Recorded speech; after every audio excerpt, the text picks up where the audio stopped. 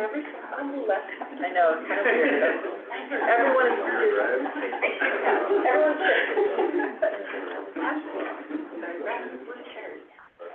Helen thought she would split up the troublemakers. That's how I used what I used to do in my classroom. It would come in like grand meeting. You like a little more chatty. All right.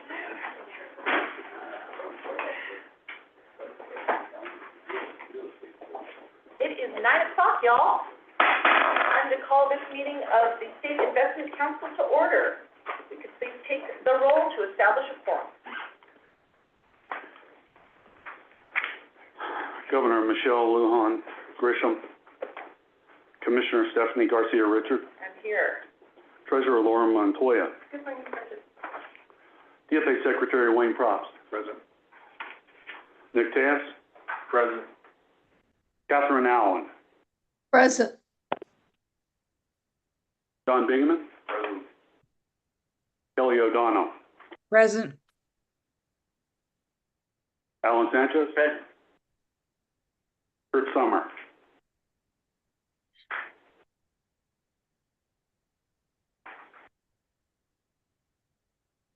I count 8, motion passes.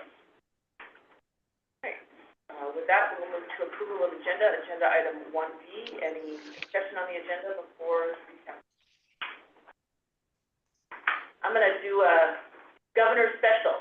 Does anyone object to the approval of the agenda? Hearing no objection, we have unanimously passed the agenda. Next is the approval of the SIC minutes of June.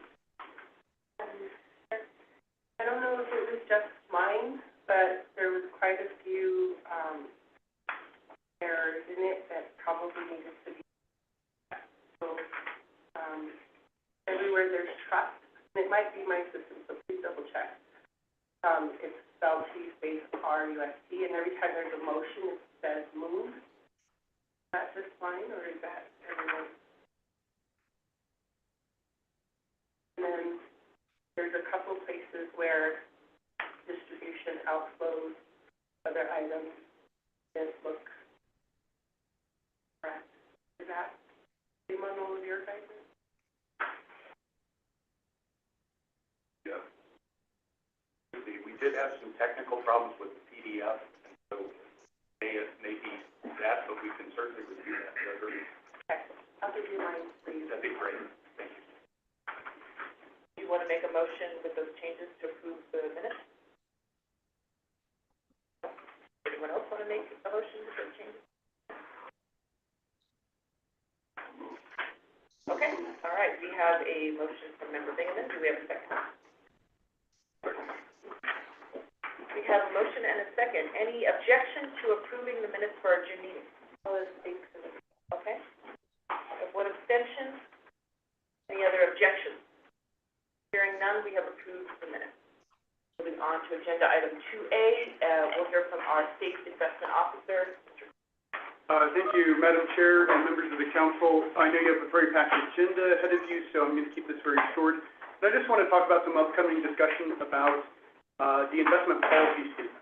So at the next council meeting, we will be presenting an update to the investment policy statement that is purely a technical update.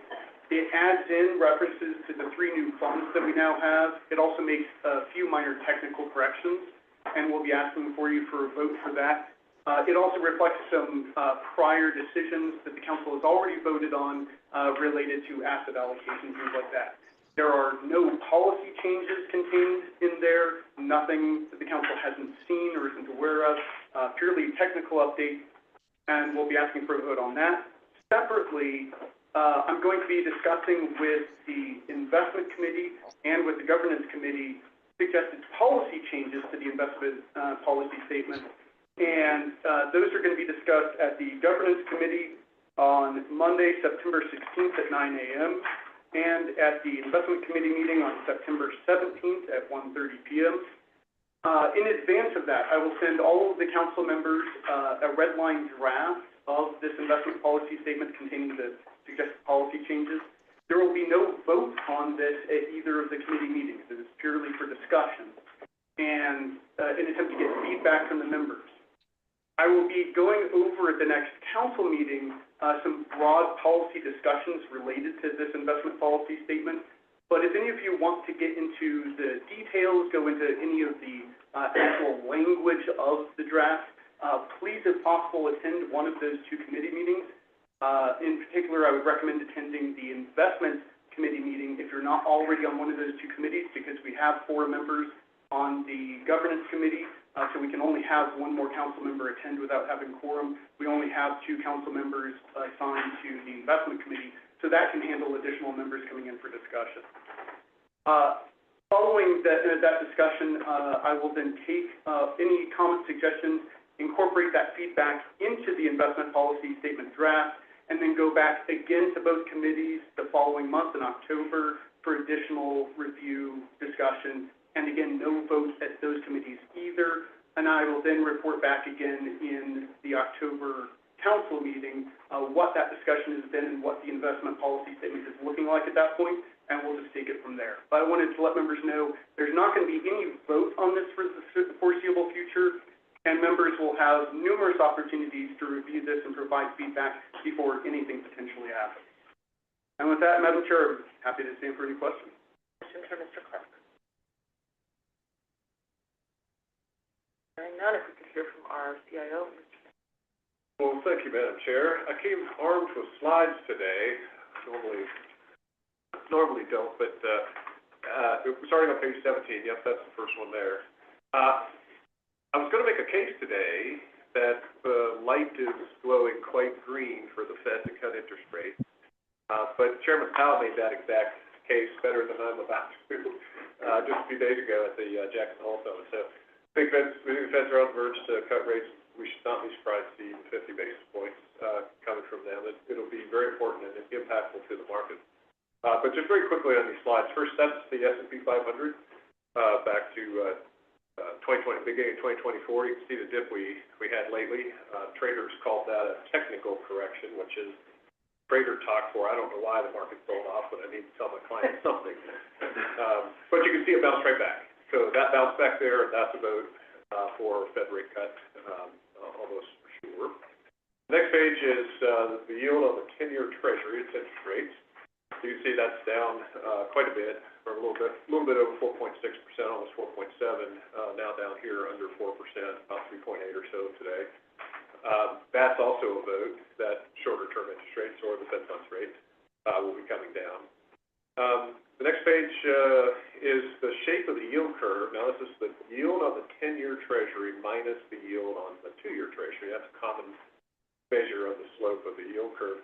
You can see we're almost back to normal, almost back to a flat yield curve. Normally, when the line is above the horizontal line, that's a normal situation where longer-term interest rates are higher than shorter-term interest rates. When it gets below the line, like it has been here for quite some time, that's an abnormal shape of the curve, generally predictive of a recession. It's actually, though, when the curve uninverts from being inverted, that's really a big sign when or for pending recession. So we're almost back to flat. That's also an indication that the market thinks interest rates, short-term interest rates, are coming down. The next slide, we can start talking a little bit about the consumer. About inflation. That's the big bump in inflation that we had that was a horrible and precipitated the big increase in Fed funds rate. That's back down to 3%, still a little bit above the Fed's target of 2%, but it's really starting to flatten out there. And really what's driving the 3% are just a handful of prices that tend to be sticky. So insurance, housing, things like that tend to be pretty sticky and just don't go up and down in terms of price. So that's mainly what's holding that up. That's not a strong signal that the Fed can cut interest rates, but it's not a stopper. We don't think that inflation here at 3% would be a stopper to the Fed taking action to the downside. The next slide is the Case-Shiller Home Price Index. You can see that's really mellowed out here. We're still, running at a 5% rate on housing, and a lot of that has to do with shortage of supply. That can't be corrected in the near term. So we will have, it looks like we'll continue to have home price inflation, but It's down from the 20% run rates and that shouldn't be in the way of the Fed cutting rates. The next slide's getting a little bit into the production side of the economy. This is the average weekly overtime hours of production and non-supervisory employees. It's the first thing a business does is cut overtime hours when business starts to slow. So we think the economy's starting to cool a little bit here. And the first thing businesses do is they start cutting overtime hours.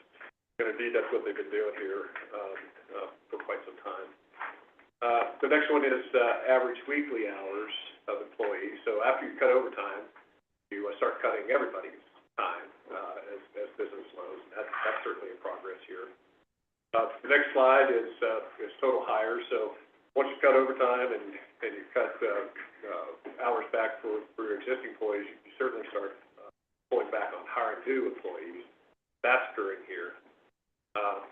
And then lastly, I think this last is quits. People stop quitting their job when they feel like the economy is slowing and they could possibly get laid off.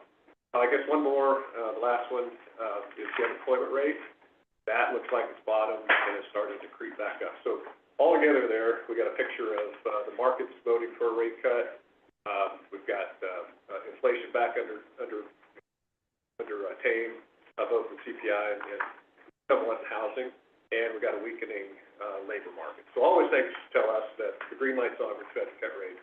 We shouldn't be surprised at even a 50 basis point cut here in the near term.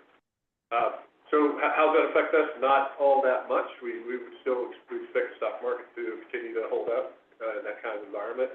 And interest rates probably stay pretty close to where they are the 10-year anyway. And we've got lots of bonds and cash if the market doesn't like what the Fed does and it starts to correct. So I think it's not a big impact on us, but it's a big point of discussion in the market and has broad effect. And that's what I have for you, Madam Chair. Questions for Vince?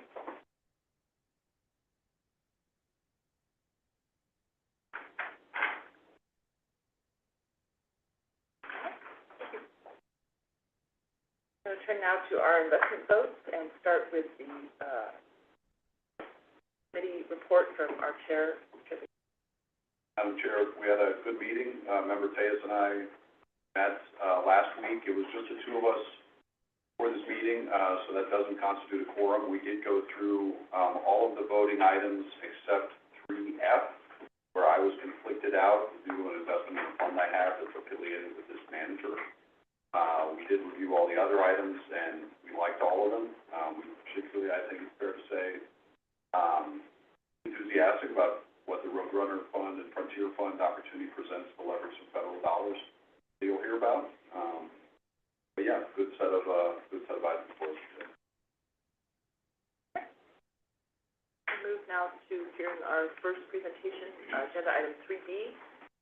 Vote on the New Mexico Housing Trust Fund, and we're going to hear from Ms. Chavez Romero and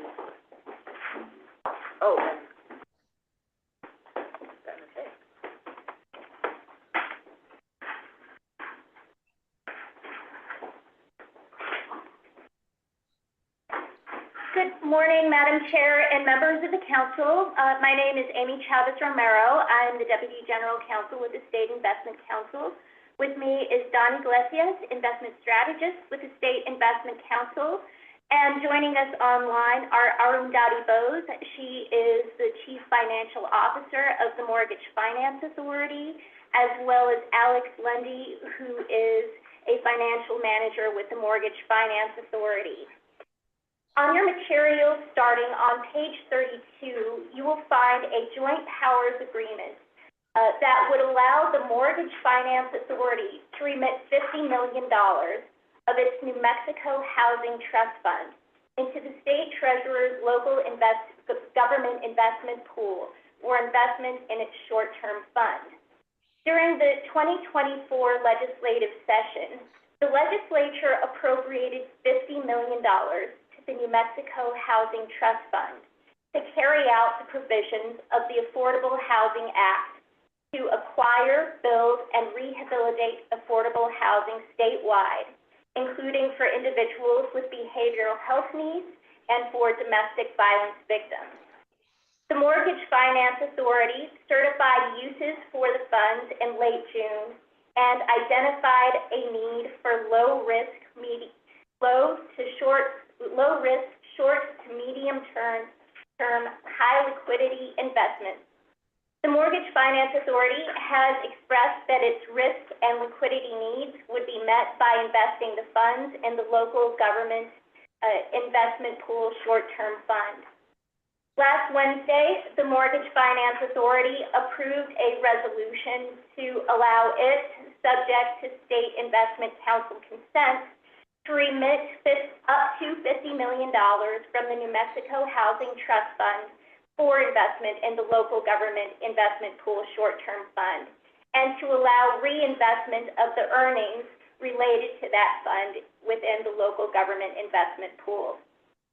The Mortgage Finance Authority is seeking the State Investment Council's consent to enter into this joint powers agreement and is seeking the State Investment Council's entry into the proposed joint powers agreement because in 2005, the New Mexico State Investment Council was statutorily designated as the investment agent for the New Mexico Housing Trust Fund.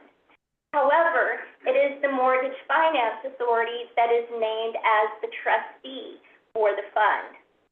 The New Mexico State Investment Council staff has reviewed the terms of the proposed investment and agrees that the investment is consistent with the purposes, terms, distribution requirements, and circumstances of the New Mexico Housing Trust Fund, and the risk and return objectives are reasonably suited to the fund. I would like to highlight a few of the provisions in the Joint Powers Agreement, just to highlight some things that are salient for the State Investment Council. On page 33 of your materials, you will see an outline of the responsibilities and acknowledgments of the agencies involved in the Joint Powers Agreement. On page 33, you will see MFA's responsibilities outlined. The Mortgage Finance Authority would deposit up to $50 million into the New Mexico Housing Trust Fund to the State Treasurer's Office for investment in the local government investment pool short-term fund. After the money is invested in that fund, the Mortgage Finance Authority would pay to the State Treasurer's Office on a monthly basis reasonable audit, administrative, and investment expenses that are charged pursuant to statute. The funds can be liquidated upon 24 hours notice to the State Treasurer's Office under the LGIP policy. The State Investment Council would have a limited role in this joint powers agreement because it really serves as a pass-through entity, as it is named the investment agent for the fund.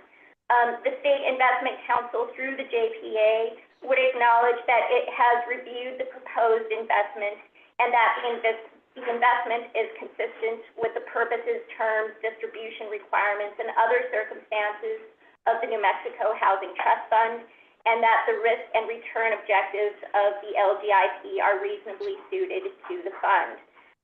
The State Investment Office would also monitor the performance of the New Mexico Housing Trust Fund as the investment agent and would consult with and make recommendations to the Mortgage Finance Authority as necessary.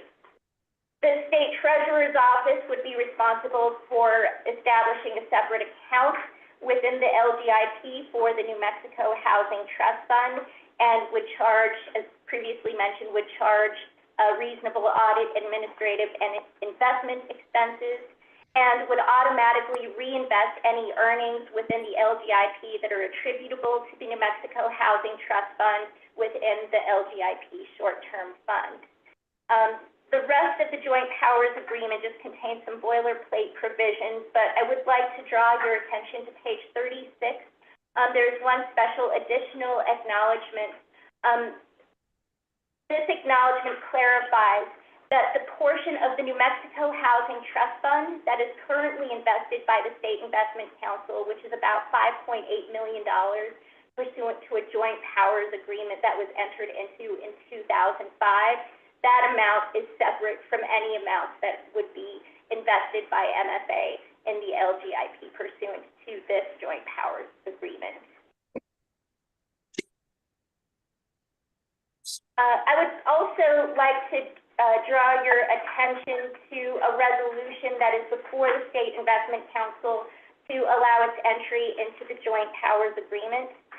On page 47 of your materials, you will see the State Investment Council's action items, so to speak, within the joint powers agreement. First, the State Investment Council, by approval of this resolution, would authorize its entry into the proposed joint powers agreement that we just reviewed, and that would be subject to the approval of the Secretary of Finance and Administration.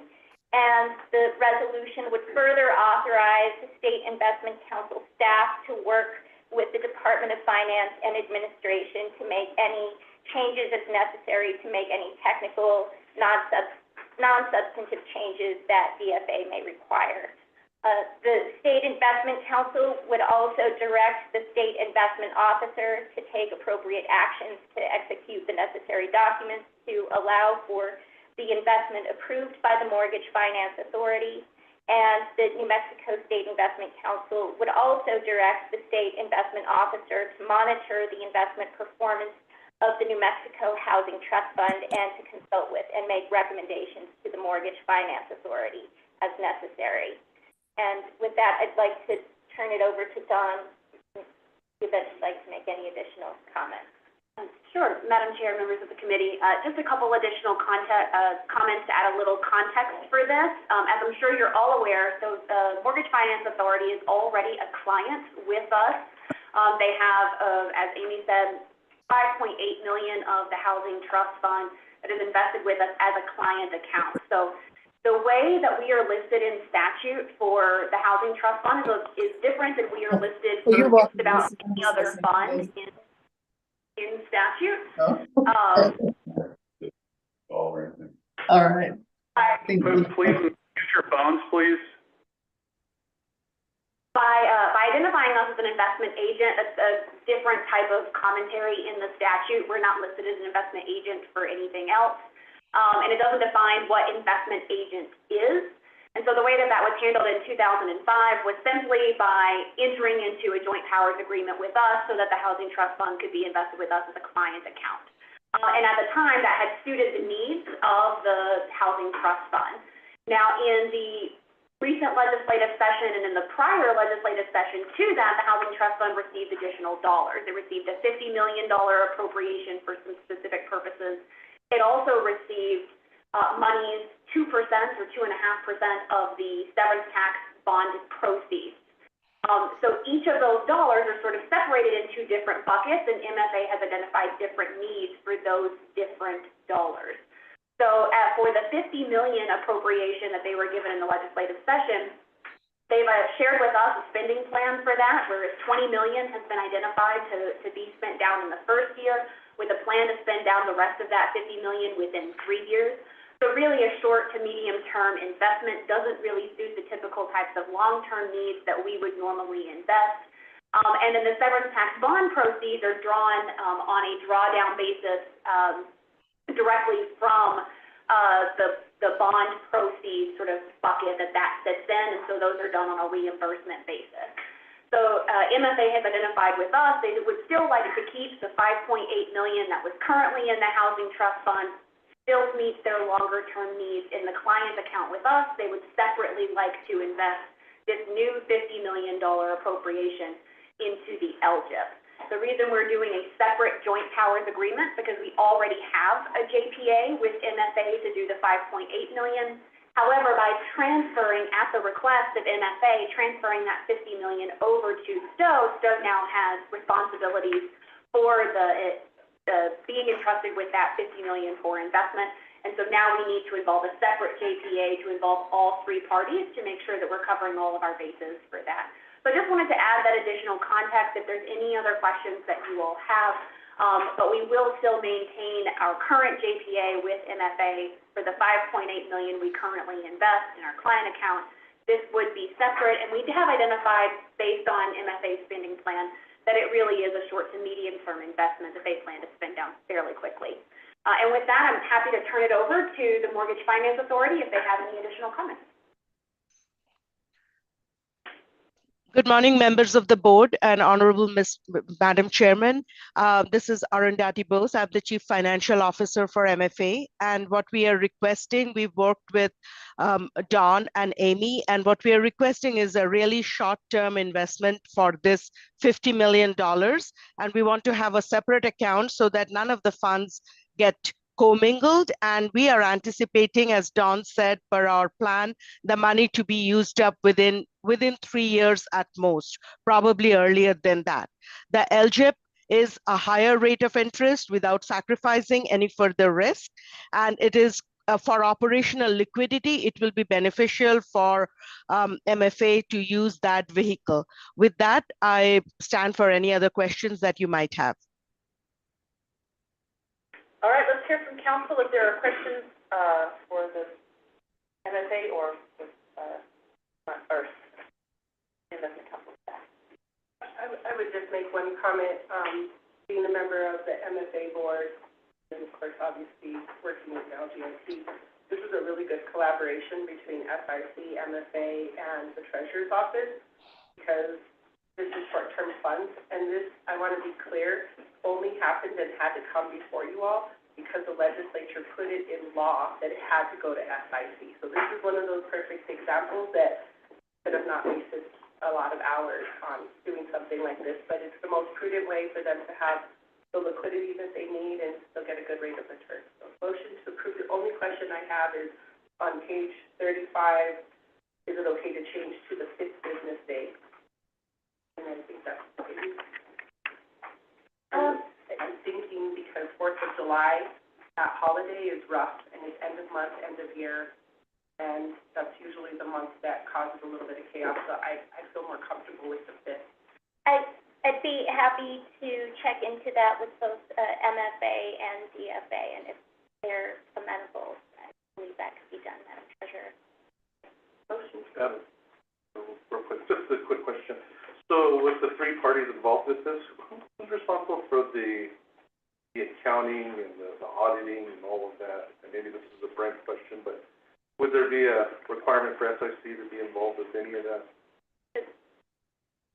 Madam Chair, Member Tejas, no, because this is MFA's account and their current housing trust fund as a client account, they just let us know if they wanted to move money from one place to another. This would be accounting-wise separate from the SIC. We would not be responsible for the accounting of these dollars. Thank you. And to add to that, it'll go through the same audit process. So LGIC is audited on an annual basis, same way SIC is audited by their auditors, and MFA has several auditors as well. So it'll go through the same situation. And there's actually 4 of us. This is where DFA loves us, because we also partner with DFA for them to approve it all. Okay. Further questions? We've got a motion on the table. Do we have a second? Second. Okay, we've got a motion from Madam Treasurer to approve the resolution before us. We've got a second from Member Sanchez. With further discussion? We have a roll call vote on this motion. Commissioner Stephanie Garcia Richard. Yes. Treasurer Laura Montoya. Yes. DFA Secretary Wayne Probst. Yes. Nick Tejas. Yes. Catherine Allen. Yes. Don Bingaman. Yes. Kelly O'Donnell. Yes. Alan Sanchez. Yes. Kurt Summer. That's 8 in the affirmative. Motion passes.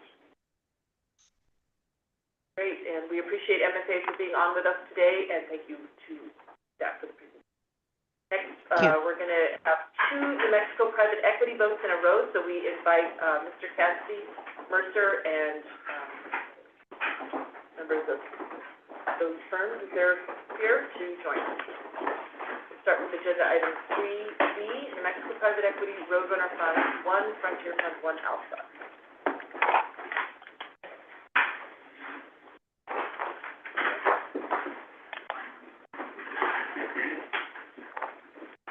Good morning, everyone.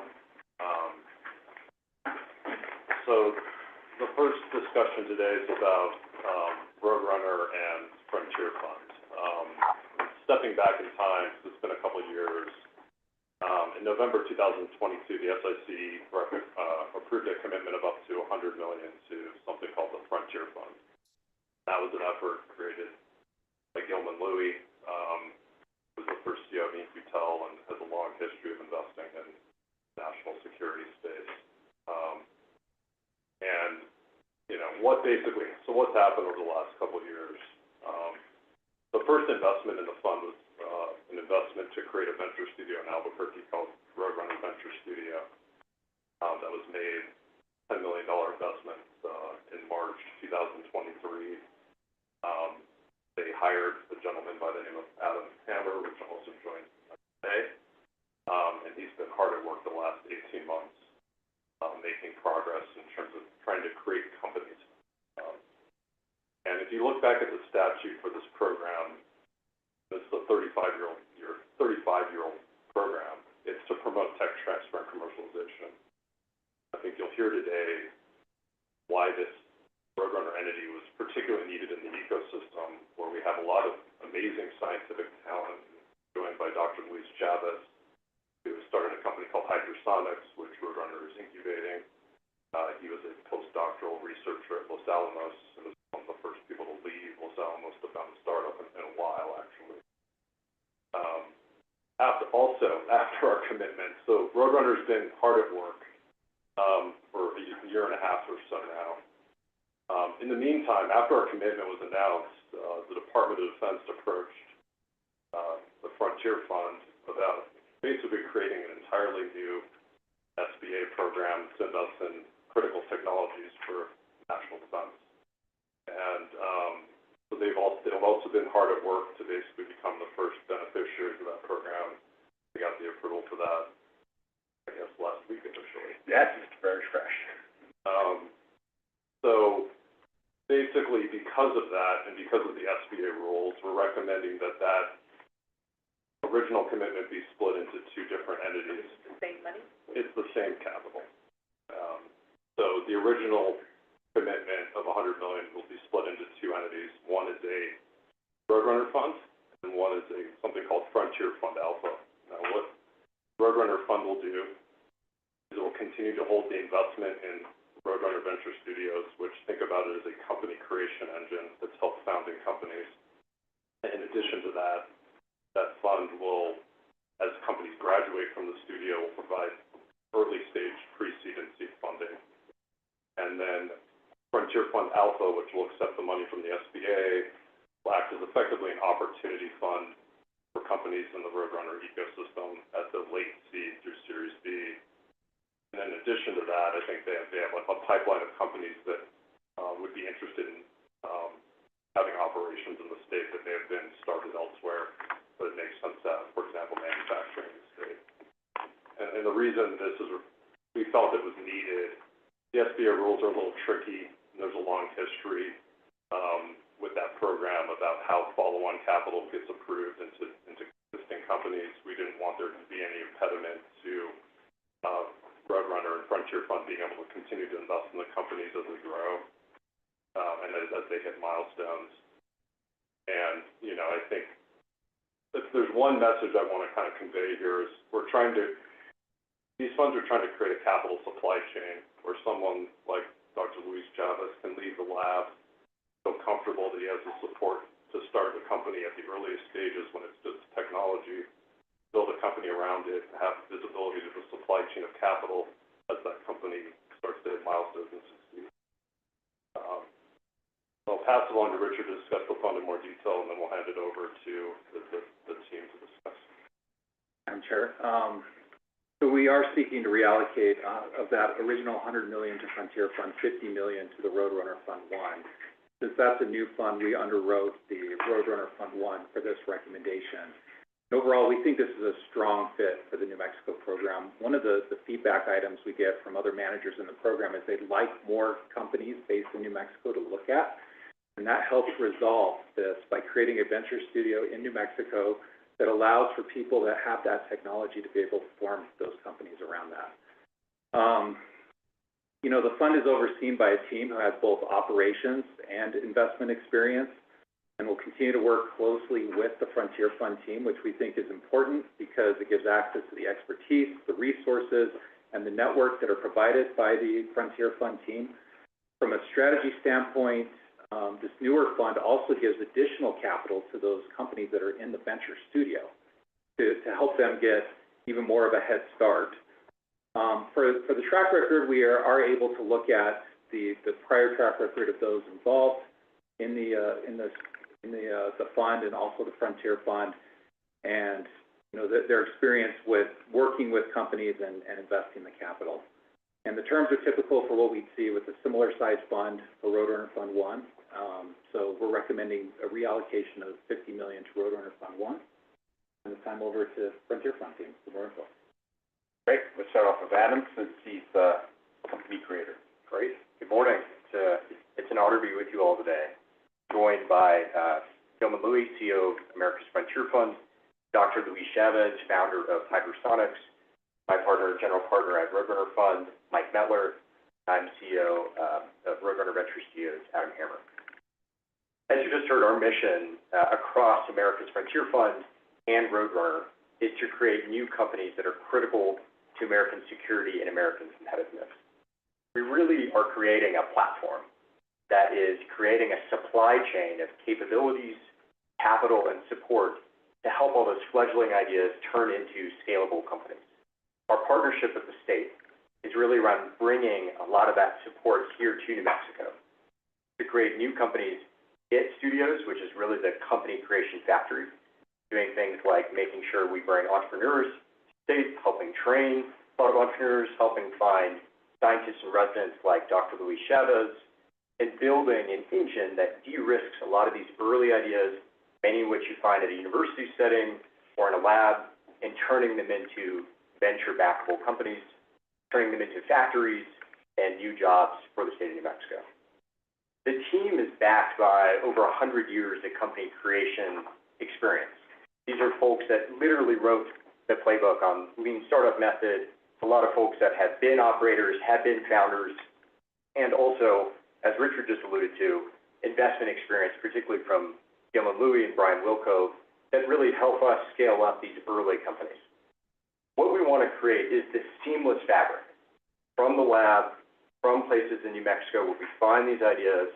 The fund will be that first check, that early capital in the door, and then you pass the baton to Frontier Fund. What's great for the founders is there's a continuity. You're working with the same group of people, and the studio itself is really focused on filling those gaps where so many ideas and so many companies fall into New Mexico. Lack of capital, lack of prototyping space, need talent resources, need early capital to test things in the lab. We are really focused on closing those chasms in the state, building those companies out, passing the baton to Frontier Fund, and we are optimizing around building companies here that have serious escape potential.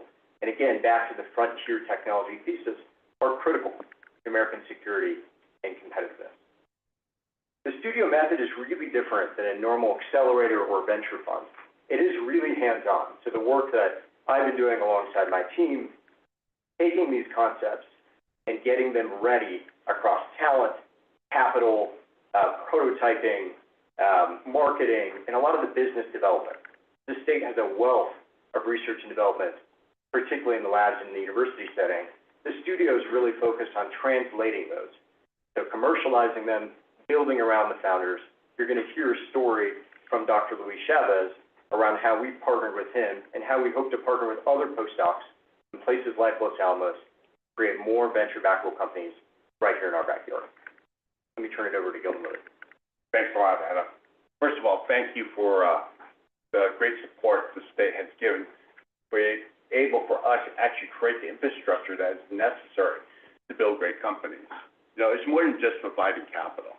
It's about providing a safe place to go to take your scientific knowledge, your capabilities, build it out, flush it out with business expertise that's around the table, so that the founders can focus in on the actual product creation and have all the support mechanisms around that to actually build the companies to get it on the path to success. And so Roadrunner was critical to our first phase of our strategy. The part of the phase of the strategy that we had at America's Frontier Fund is to leverage other capital and other capabilities and access to markets. And our principal partner that we were seeking at that particular time happened to be the Department of Defense through the SBA program. Literally, the week after New Mexico approved the program, the federal government approached us and said they are thinking about creating a new program that's much more venture capital friendly to invest in the same list of items that we presented 2 years ago to you that are critical to national and economic security. And in that particular program, they will provide up to $175 million of leverage capital at the lowest cost of capital. This is at a cost of 10-year Treasury notes plus about 75 basis points to lever against all the investments that we are making, not just here in the state, but to build out these great companies. So Frontier Fund 1 Alpha's job is not only to take that continuous spectrum of idea from company creation to scale and eventually exit or IPO, but also to attract other companies into the space. So one of the things that we have found is that of all the technology areas that the U.S. government is interested in, that has approached our fund, which has been about 450 companies, about 30 to 40% of those companies have potentially a nexus in the space. One of the things that we want to do besides doing company creation, have capacity to support those companies, is also to provide R&D and manufacturing infrastructure so that other places who have great ideas in other states can actually build products and do research in this particular state. And we think we can actually build that capability out with the most advanced manufacturing capabilities that are being actually built today. So our view is, starting with what Adam is building out of the studios and what Roadrunner is going to be doing to fund those companies through seed, that we would take it from seed all the way to exit and also attract not only capital from other venture funds, but more importantly, take up, which is critical, which is the demand side on the other side, of which the U.S. government is the largest buyer of IT and other kinds of manufacturing services in the world. Having them as our partner, we think gives our companies a competitive advantage and moves us along that path of our original mission to support national security and economic security for the country. I'm going to turn it back to Adam to give you a great example of somebody who has actually built something in this particular state and how we're taking that technology and hopefully moving it down the capital supply chain. Adam? So as Gilman mentioned, you'll find on slide 6 that we've been hard at work building companies. We have 3 publicly launched, Inatus, Hydrosonics, and Fab.ai. Each of these companies are different. They each leverage a different model for creating companies. One of these is created out of a university setting. So we're partnered with a professor, we partnered with the university, we licensed the technology, we created the company out of that university lab. One of these companies that you're going to hear about shortly came out of the national lab setting, came out of Los Alamos, and is a homegrown, home-bred New Mexico startup in hydrogen. And the third is based around an entrepreneur, but most importantly, pointing back to the platform that Gilman just talked about, is in partnership with the U.S. government. The way that we think about our platform is that through that AFF platform, we can source hard ideas that the government needs to solve. Fab.ai is hoping to do that by helping solve the legacy hardware issue facing the U.S. military. Each of these are different models of creating companies. One around a problem set that we sourced through the Frontier Fund team, one through our scouting and our entrepreneurship program in places like Los Alamos, and one of our deep relationships across the country with universities that we partner with, like Purdue, UNM, Princeton University, and other places. I'd like to bring in Dr. Luis Chavez. Dr. Luis Chavez is an incredible founder. He co-founded Hydrosonics with the Roadrunner Venture Studios team. He was previously a postdoc at Los Alamos National Labs. And I think as you hear his story, both about how he came up with the original concept and some of the early challenges in building out the company, what I want you to think about is how this capital continuum of not just raw cash, but also capabilities, support, crowding, and resources helps take these fledgling ideas and build them into companies, and we will find more Dr. Luis Chavez's with that type of capability in the state. So without further ado, let me bring in Luis. Thanks, Adam, and thank you all for having me. Sure, so I'll tell you a bit about hydrosonics. It's basically based on technology that I co-developed at Los Alamos. And well, I'll tell you what hydrosonics does is the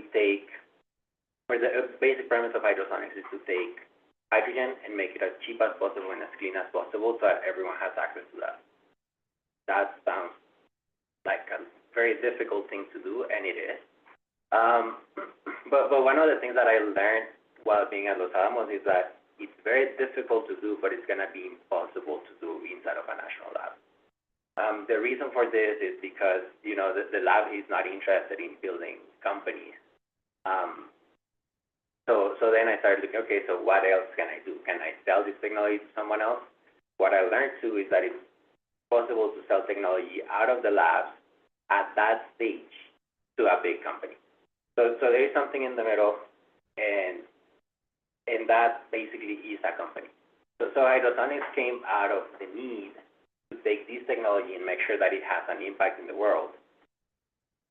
And it also came from luck. It came from luck because Roadrunner was starting at the same time as when hydrosonics was being founded and later funded. The reason why I'm here is that I hope that the next set of companies that comes out of Lano or that comes out of Sandia or UNM or NMSU, they only come out of the labs or out of wherever they are because of a need, not because of luck. I hope that I can help and that I can help Roadrunner and that Roadrunner can help the state create a pipeline where there is no luck anymore. It's a method, it's a system, and it's a way that we as scientists that are not necessarily the most likely to take a risk are able to really feel safe that there is a capital supply chain, that there is manufacturing space, that there is a way which I can use to make my company and have an impact. That's why I'm here. I hope that is created and that is being created, but it needs more support. What hydrosonics is doing, what AFF is doing, and what Roadrunner is doing are extremely difficult things to do. So we need support, and that's the intro for hydrosonics. In general, can you go to the next slide, please? I don't know what's the next. Sure. So it's based on very basics or very fundamental science. The idea is to take oxidation and clean electrode surfaces, which eventually leads to better performance out of electrolysis, which produce very clean hydrogen. What we do with this is that by creating clean hydrogen with these systems, now we can create very cheap hydrogen because of the technology that we use. And again, ideally, that has both an impact in the state, but also in the world. Next. So that's me, and that's all of the support that I'm getting from Roadrunner, both in creating the company, all of the business development support, and so on, as well as the team of advisors that we're building both in the state and from other places that we're bringing to contribute to hydrosonics. And I'm happy to also share that we're starting to hire people that are coming into the state, or that we're giving opportunities to people that, for example, a girl that's starting today, that says this, I'm gonna go meet her, from NMSU. Next. And we have had a lot. So hydrosonics was founded in very late December last year, so we started operations in January of this year. Ever since, we have made a lot of prototypes with Roadrunner support, a lot of hundreds of customer discovery calls to understand and narrowing where we're going with our products and building things. Again, and I like to point that to the lab being very messy, but that's because people are working in the lab. And even though it looks super messy, it took a lot of work to do. And it was thanks to Roadrunner sometimes being like, okay, stop calling customers, just go and work, we'll take care of things, that I was able to do this. Doesn't look too bad. I cleaned it up for the picture. Next slide, please. I didn't say this, but I have already been capital supported by Roadrunner as well as the state of New Mexico. In total, we have had $350,000 from the EDC, as well as $525,000 from venture capital. Roadrunner being the main Dangerous Ventures, another fund in the state, and a family office here in Santa Fe. Let me underscore that for a moment, because I think it's a great model for the tapestry of how all the different state programs, but also capital markets can partner to find people like Luis and support them. So not only did we write the first check, we're building the company alongside, but we partnered together to get a grant from the EDD to help offset some of the technical risk that Luis was doing. And we're going to continue to find non-dilutive grant funding, partner with agencies in the state.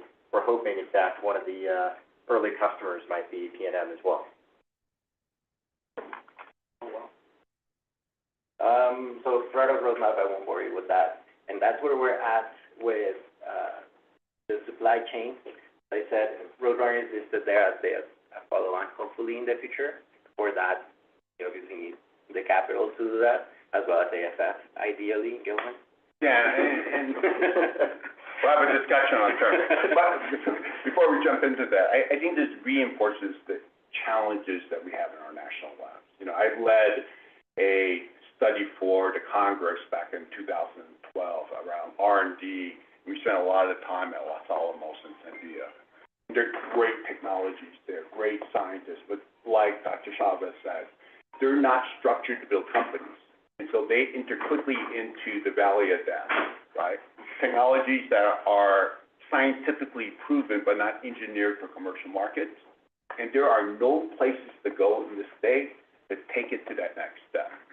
So what Adam is building is a capacity to actually not only incubate and provide lab facilities and capability, but then become a magnet for both talent and other capital, including capital that will come from FF1 Alpha and the U.S. government, both non-dilutive capital and investment capital, to take something that's important into the state, hydrogen, make it clean, make it cheap, using technology built here in New Mexico with New Mexican talent, and keep those companies here in the state rather than moving away.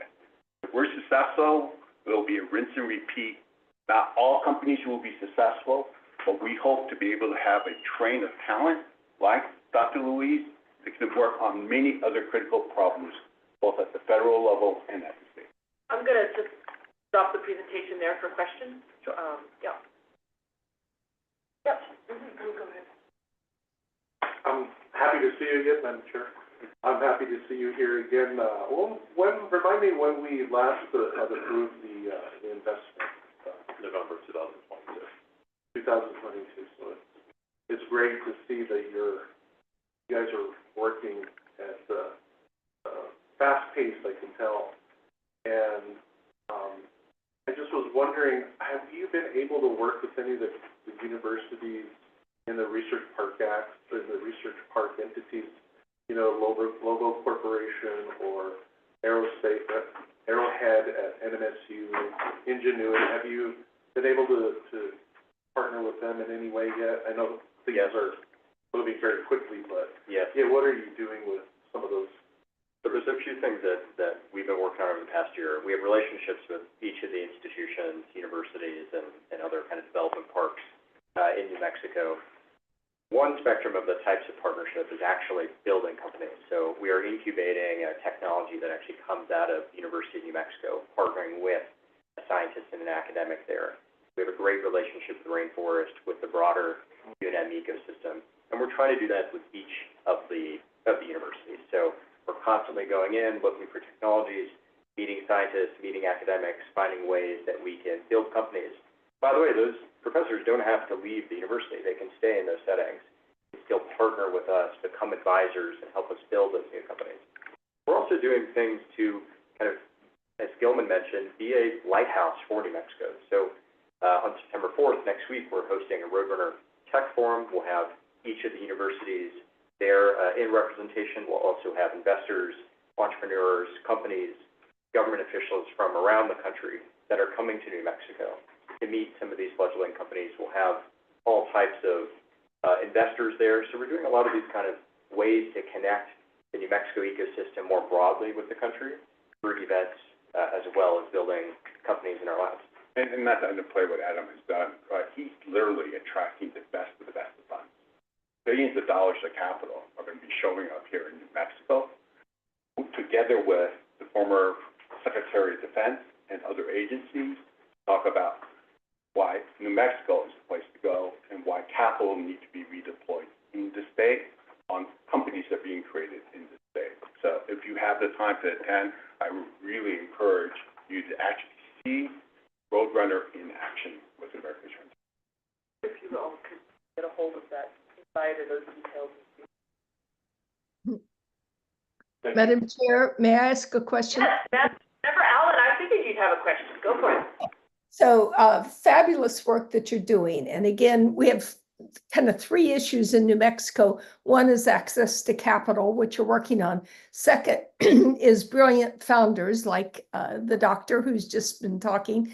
But the third is really business people who understand how to scale a business, how to get the financing that you need, how to manage people, how to really grow a business. And I think that is a challenge to have that kind of talent. And you've mentioned about having some mentors for founders, but I feel like there's a lot more we need to do. So can you go into a little bit more specifics? How are we helping founders who may have brilliant backgrounds in science, but not necessarily business experience, know how to create a business and scale that business?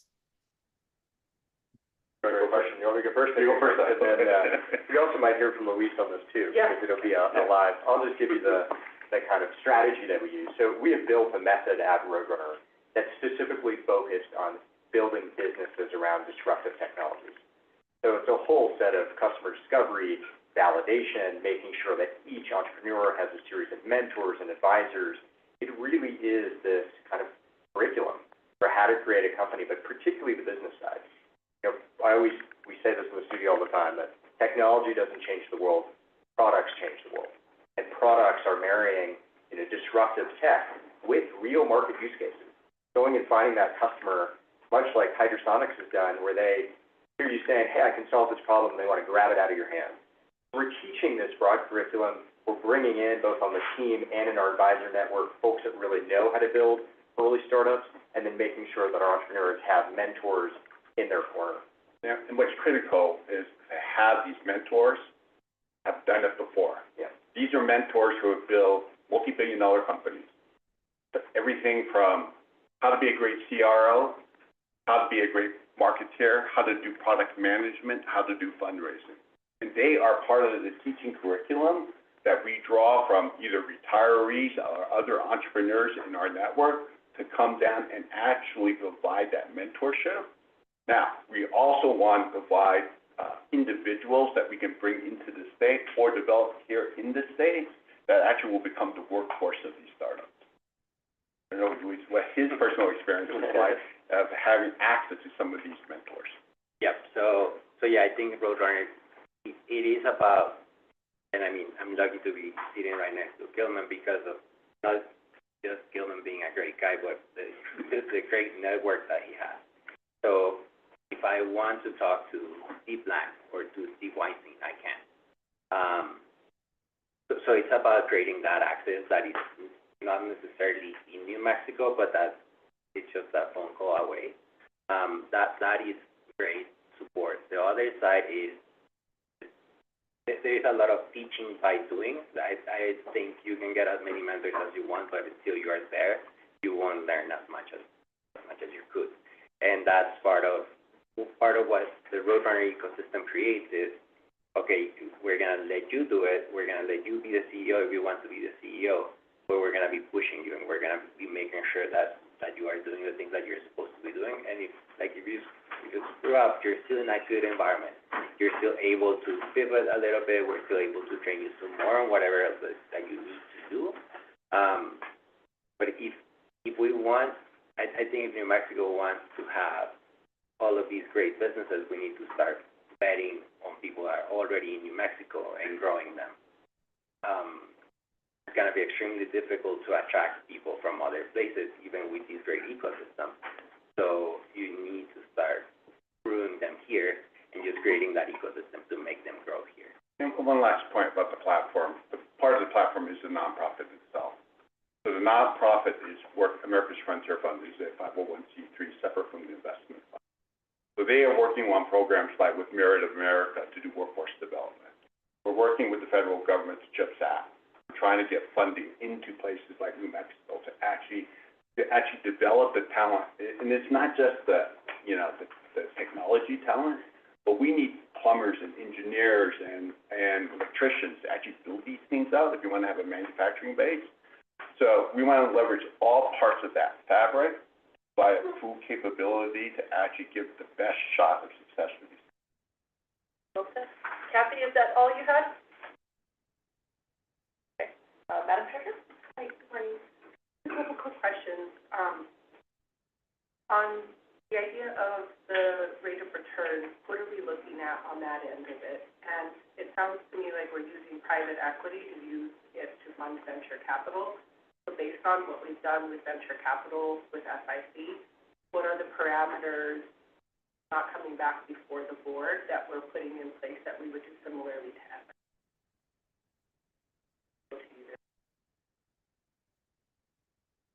Well, I think, in the New Mexico program is largely venture capital. I think what Gilman was saying earlier is the Frontier Fund, and this was part of the original thesis too. The Frontier Fund has capital to really support those businesses outside of the seed. But the Roadrunner Fund, this fund specifically, is going to be more pre-seed and seed investments through the venture studio. And then they have the Frontier Fund as well that could potentially support portfolio companies as they're growing and maturing more. So it's less of a private equity angle, more of a venture capital angle in this program. Exactly what I hear too, but the agenda says private equity on this, so I just was a little. It's the name of the, I think it's the name of the program historically has been. Yeah. I just wanted to But make this is sure, definitely not true.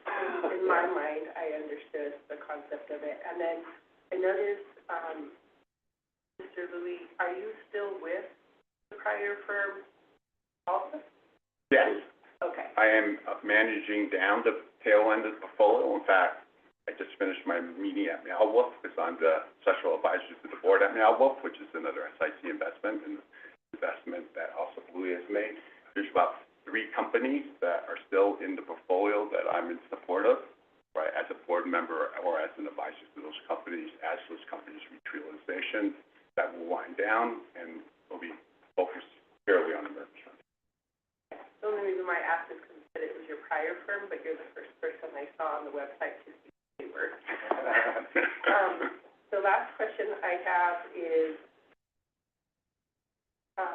Mr. Cassidy mentioned graduate from the studio, and this council has been really looking at how do we support the New Mexico Fund and be able to have that gap filled of teaching beforehand, or letting them do their expertise while the rest is being fund managed.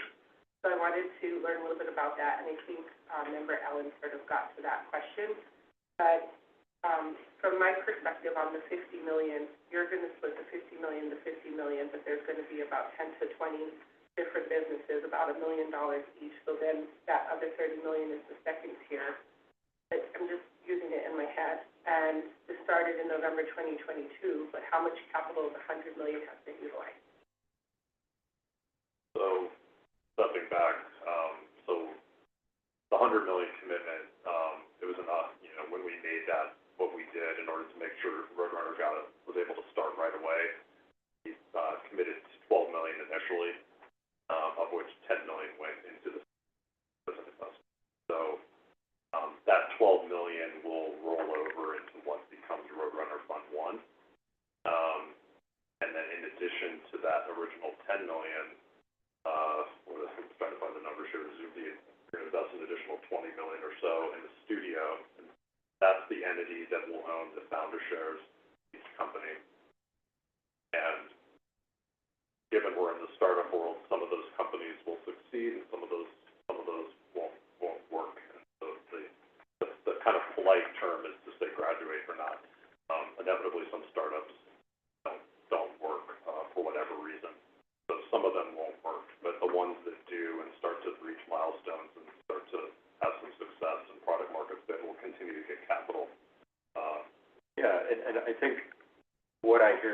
Madam Treasurer, is implicit in that, which is actually it's about people.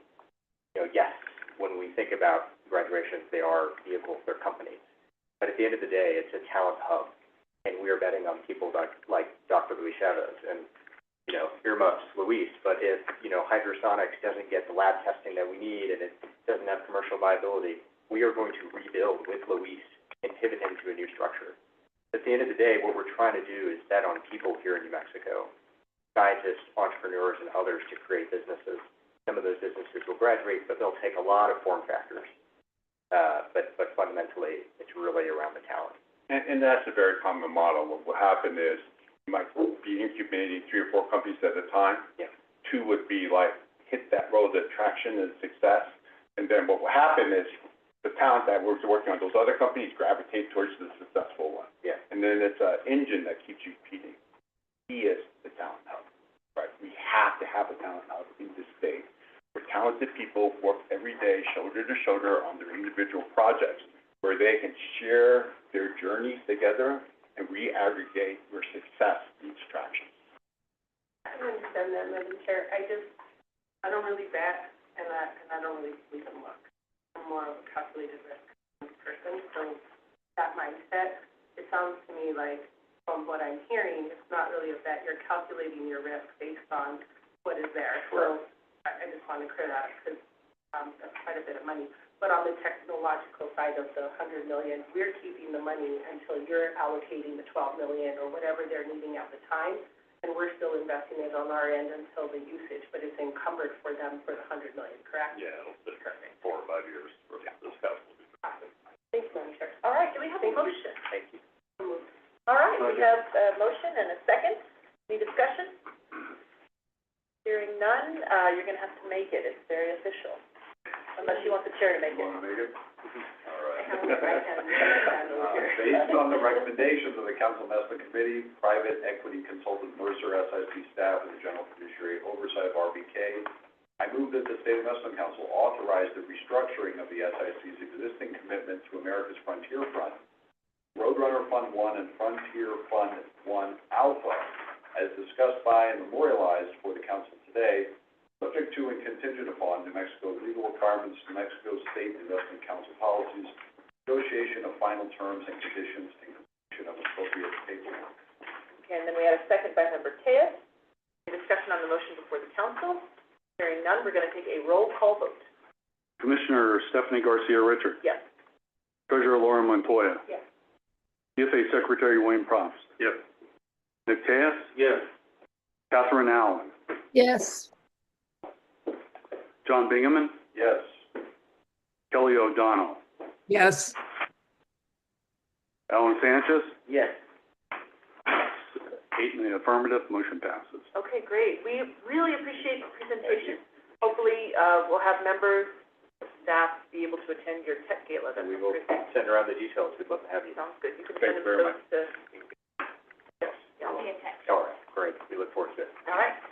Okay, next we're gonna hear from, Outlander, agenda item 3. Thank you.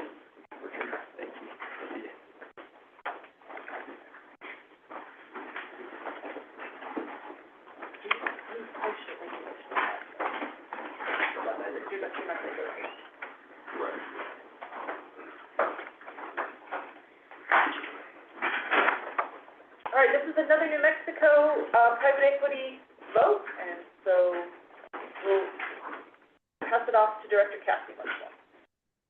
So we're recommending a fund commitment of up to $30 million to Outlander 3 Magellan. This would be another investment in the New Mexico program. One of the things you're hearing today, and that particularly Adam Hammer just focused on, is when you're starting a company at the earliest stages, you're really betting on people, because even if a founder has an idea about the world or some sort of insight, inevitably the path between here and there is going to involve a lot of pivots and things that, you know, you're going to go out and talk to customers, there's going to be, you know, things that you didn't know and find out about. The journey is not straightforward. And so, you know, one of the things you find in immature ecosystems because of that is particularly at that pre-seed stage where a company's pre-revenue or pre-product, you're betting on the founder and that person's vision, which is a different kind of skill than the private equity world where there's customers and revenues and contracts to do due diligence on. And so it's actually quite a rare skill. And one of the gaps that we're finding in the ecosystems is groups willing to lead at that pre-seed round when things aren't straightforward.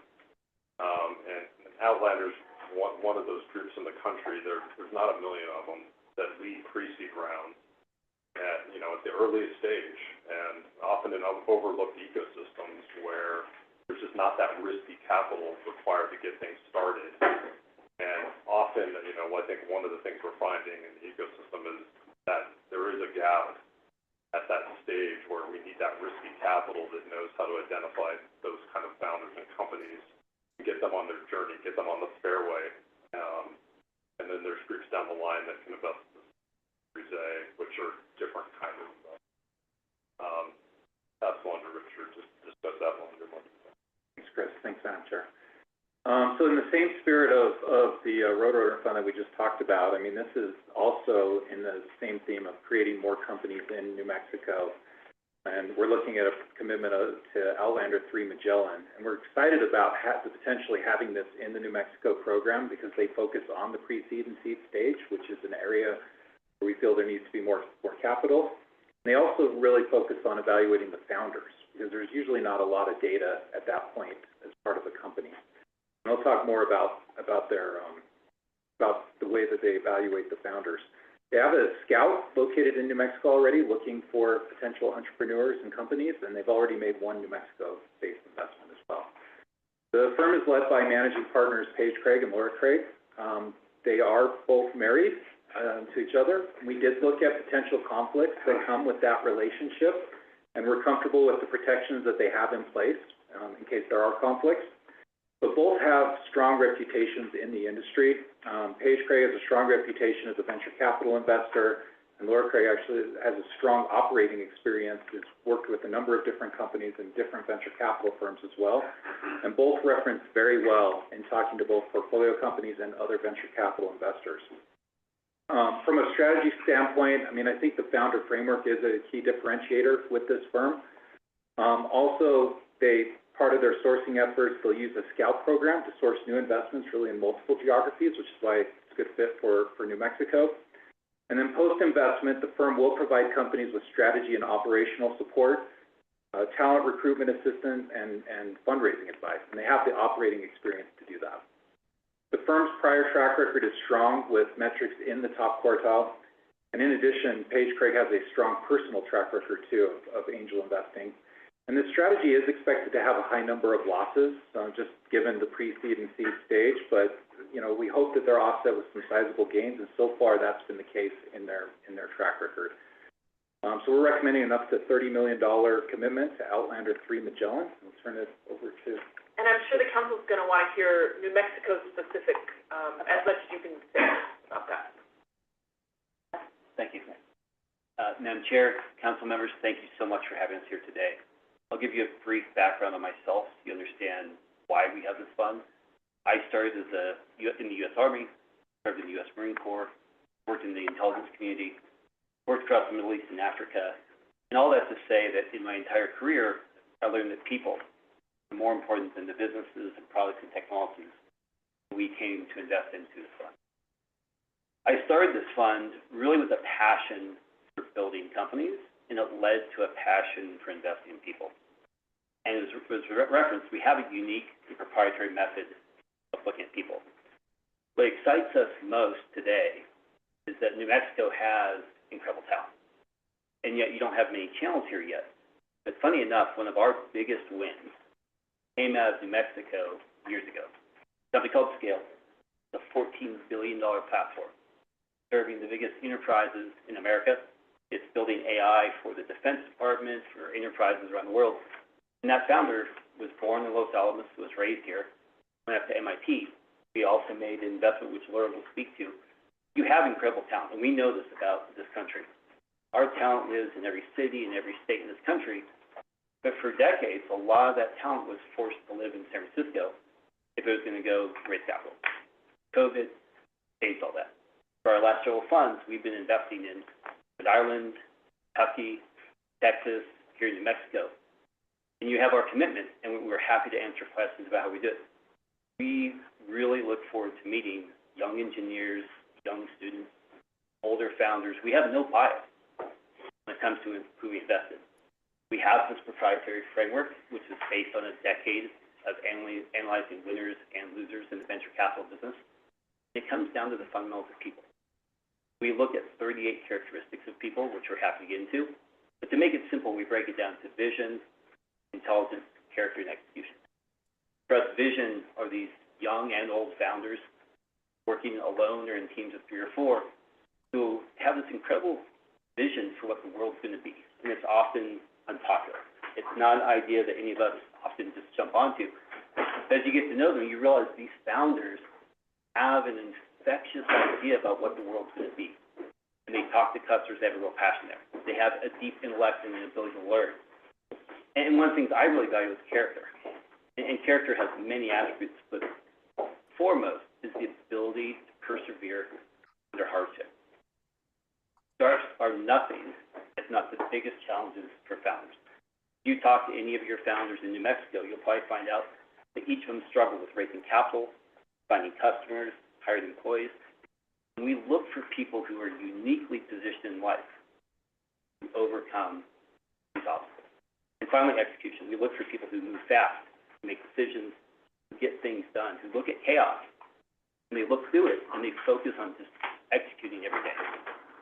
I'll turn it over to Laura to talk a little bit more about our commitment to New Mexico. But that is how we invest. We do look at deal terms. We are specialists in artificial intelligence, in robotics, in defense technology, in health tech and marketplaces.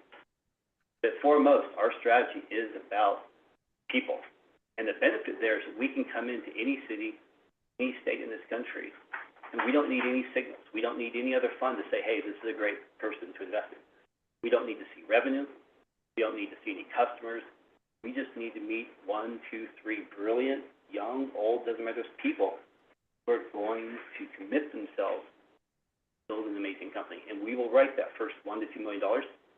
And more importantly, and as Mrs. Montoya spoke to, it is not a bet. It is a calculated decision about these people and the business they're building. We don't bet. We take calculated risks. And more importantly, after we invest, that's just the first check. We work with those founders. We mentor them. We bring in scouts. We bring in venture partners. We bring in customers. We bring in capital from around the country and the world. So this is not just writing a check and saying, hey, good luck. This is, we are really here in a partnership. And I'm sure you found out as you diligence does. We work with these founders for 5, 10, 15 years. So we really get involved helping them go from being zero to multi-billion-dollar companies. We have over a dozen companies that we have helped build from literally idea, prototype, multi-billion-dollar companies across this country, multi-billion-dollar companies across this country. And I really appreciate you all opening your doors to us. We've been impressed by the talent. We had a great dinner last night, talking to local founders about working on new health tech with them. So it's been impressive. It's been incredible. I'll hand it over to Laura. Thank you. So my name is Laura Craig. I am the other managing partner of Outlander VC. And before becoming a full-time venture capitalist, I was actually a founder myself. So I'm from a very, very small town in South Alabama. So did not come through a traditional path towards becoming a founder nor venture capital. And I actually built my startup in Los Angeles, which at the time was hard to believe today, but a very small ecosystem, only a handful of funds, not a lot of capital available.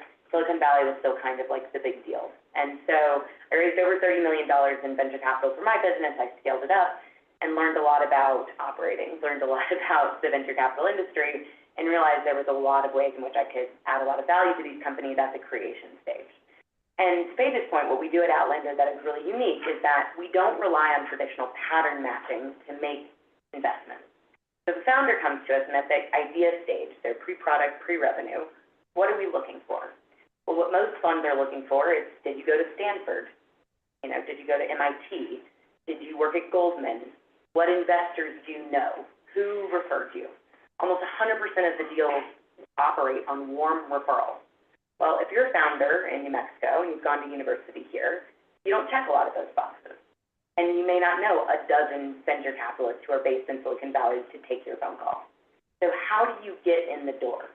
At Outlander, what we really specialize in is ignoring those traditional signals by leveraging this 38-point founder framework that Paige described and that he created.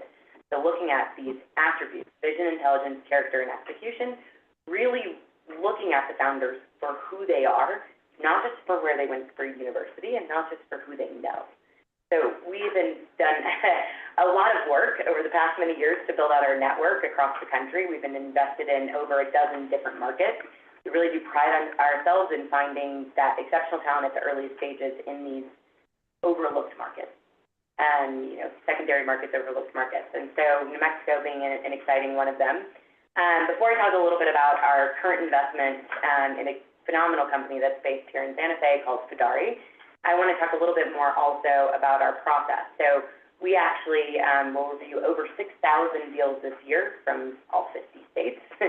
So we're a small investment team, but we've created a very specific process to be able to give face time to founders who we don't know. So the very first part of our investment process is something called office hours. And founders can literally sign up from anywhere. We don't need to know them. They send us their information and they get to a 10-minute mini pitch with us followed by a 5-minute Q&A. Because we can't tell anything about these founders from their LinkedIn profile, and we can't tell anything from their deck, because all early-stage decks are bad. So it really is about that first step, meeting the founder and starting to understand, here are the red flags, here's the things we know are going to be a no-go for moving them forward, and here are the green flags. And we have a multi-stage process where we're spending usually about 15 hours in a 30-day period with the founders before we're leading an investment. Once we do write that investment, to the point of support, we are not the venture capitalists that believe you write a check and let it ride. The most brilliant, most ambitious, most hardworking, brilliant people need help. And so we focus on two key pillars of support at Outlander. One is all around what we call ruthless prioritization. Because there are a lot of things that you need to accomplish in a startup, but the reality is that you're going to raise between $1 and $2 million in this pre-seed round, and you probably have 6 quarters to get to around $300,000 in annual current revenue. It's a big task. It's a really big task. Then go out and raise that next round of financing. So how do you do it? How do you go from zero to a working idea to trial customers to paying customers to then raising that next round of capital? So we meet with all of our founders monthly, and every meeting is how much cash on hand, how much time do you have left, and where are we with our North Star metric, which is the number one most important metric in that business that we need to accomplish with the time and capital that we have. Having been a founder myself, I can tell you, you always think you have more time and money than you do. And so it is a really important part of our job from a support perspective to help them realize that there is a lot that they have to accomplish, and they really have to be critically focused on the thing that's going to move the needle the most in these businesses. On the other side of the table, which I think is something particularly important to founders and startups that are in kind of non-core tech markets, is fundraising. So when it comes time for that next round of capital, we actually have 1,200 VCs across the U.S. that we spend time with. We track which partners focus on what sector, what check size, what stage, and so we run a 360 fundraising process for these portfolio companies. Not just helping them practice their pitch or prepare their deck or their data room or their financing materials, but we're going out and making 50 to 300 introductions if required to help these companies get that next round of financing done. We have, to Paige's point, invested in now 17 companies at the earliest stages that have become multi-billion-dollar businesses, and we have led rounds and participated, had follow-on rounds led by the best venture capital firms in the world. And we know these partners extremely well. They take our deals very seriously, and that helps these companies that are in these less recognized markets really get the capital that they need to continue to scale in those later rounds of financing. So that's really the two key pillars of support from an Outlander perspective. We have mentors and other people in our network that can help as well, but it's really all around this kind of ruthless prioritization of company building on one side and then follow-on financing on the other. And so we're really excited. We've already made our first New Mexico investment, a company called Fidari. Founder Osman lives here. His family lived here for a while, even though he didn't grow up here. He actually previously had successfully bootstrapped a business in San Francisco. It was a health tech startup. And we talk a lot about fortitude as one of the key characteristics in our founder framework within character. And Offman certainly has some exceptional stories of spending 10 years paying himself $60,000 a year, living in San Francisco and eating ramen to bootstrap a health tech company that he then sold for over $50 million. It was a little success, and for him, he's got a big vision and a big chip on his shoulder to build something of really significant size. And due to a family experience and connection to cancer, he had an idea for taking his health tech experience and his health tech connections and building a marketplace for cancer care. So, really dynamic founder, already with one success under his belt, but a really big vision and a really personal passion for solving this problem. And, he has two other co-founders that are based in two other parts of the country, and they're working together remotely, which is something that we're actually seeing very frequently now in founding companies. But I know he's been very excited to continue to build team here in New Mexico as well. And so we led that investment. They came out of the Antler program, of which you guys have also invested in. And we've been excited to continue to look at their deals. And we led the pre-seed round into Fidari, and this was only a few months ago. They launched only officially about a month ago. And after my catch-up with Offman, exciting to say that, they're on path to book a couple $1 million in revenues this year. So we talk about speed, we talk about growth. This founder and the founding team really is exceptional, and they're well on their way to building a very, very big business, of which we're very excited to have been a part of. That I will pause for questions. All right. Are we ready for questions from council? Okay. Thanks for your presentation. On the page 170, so on the allocation, it sounds like you guys have a really good plan on how you are distributing and allocating and selecting. You mentioned the 17 that you've worked on and the success rate on there, and I saw a couple of them that were very successful in the net IRR. Is there an additional amount outside of the 17 that you've also funded with? You're just in time. Not enough success? Oh my God, you're A little bit more? Someone needs to mute their phone? Excuse me. Yes, so the 17 I referenced are the multi-billion-dollar companies, right? But each fund, we have a portfolio of companies. So Fund 1, there were 45 investments. Fund 2, there were 34. And Fund 3, we intend on making 45 investments. And so historically, the track record has been a 38% loss rate. So venture capital, you have zeros. You have just shy of 11% have become multi-billion-dollar companies, which is significantly above the kind of top performance metrics in our space. Typically, you see around 2%, whereas we've had 10% of companies becoming multi-billion-dollar companies, and then everything else has been in the middle, where you're returning cents on the dollar to smaller multiples. So you're requesting 30 million out of the 150 million that you're targeting 46? That's correct. Yes. I can't hold that. I have one more comment to make. You made a comment, Mr. Craig, about the idea of just picking people who have the intuition and the ideas. And you mentioned the idea that we just select people not on who they know or where they graduated, but the content of their work. And on page 168, it shows 50% women-led portfolio, 5 times the industry average, and 50% of the portfolio companies are diverse-led. And I noticed who your team was, which was 3 women and 3 men. To that point, I think the standard that we've been looking at is that when you look at diversity, not just in your portfolio, but in your people, you automatically get good returns because of the fact that you're putting those variables aside and you're looking at content of what can actually help you to raise the funds and make the money. And so I don't know if you had a comment on that, but I wanted to comment on it because we rarely see this, and I thought that this was very important to be able to see, especially in ventures. No, we're really proud of it, and I think one thing that is important is we are not a diversity fund, right? We don't have a diversity target. However, we have significantly better industries than average industry staff as it pertains to the leadership of our portfolio companies and even on our team. And I think one of the things that is because of that is because of this founder framework, right? The fact that we are really judging people for who they are and what they're capable of, instead of leveraging that traditional pattern matching, allows us to achieve those results.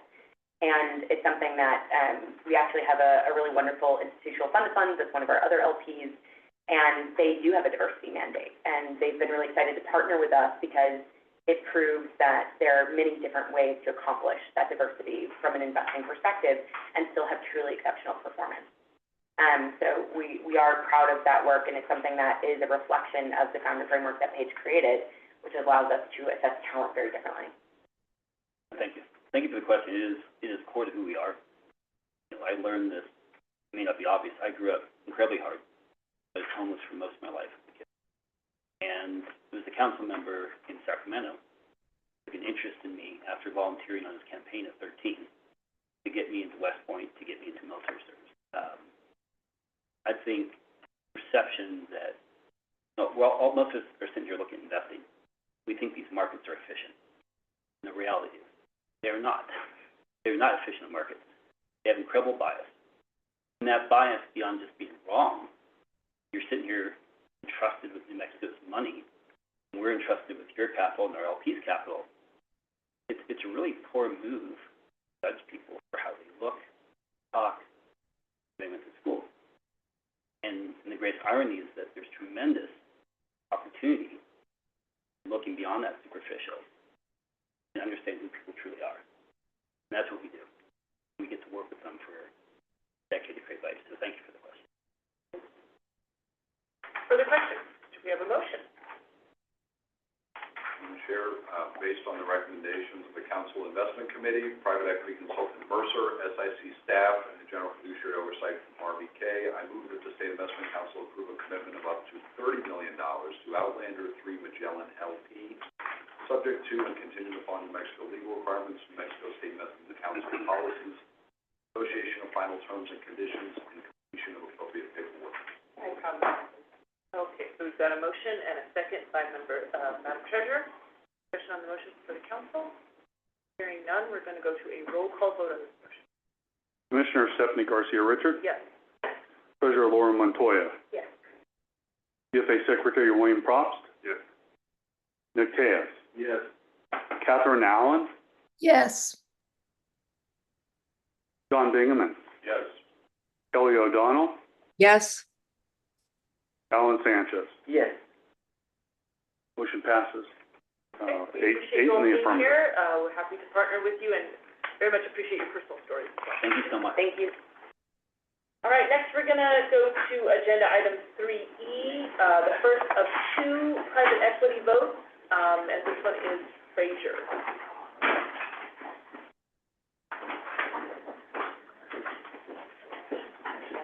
So we're a little behind schedule here. I'll be very brief and pass it to Richard.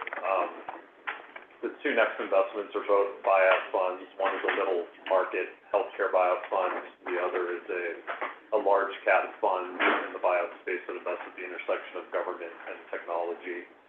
In both cases, and this is something we've hinted at in the past, we plan to incorporate co-investments into our portfolio through a combination of ways. One was the SMA with Mercer that we recommended last year, as well as we'll plan to set up where it makes sense and there's sufficient co-invest flow.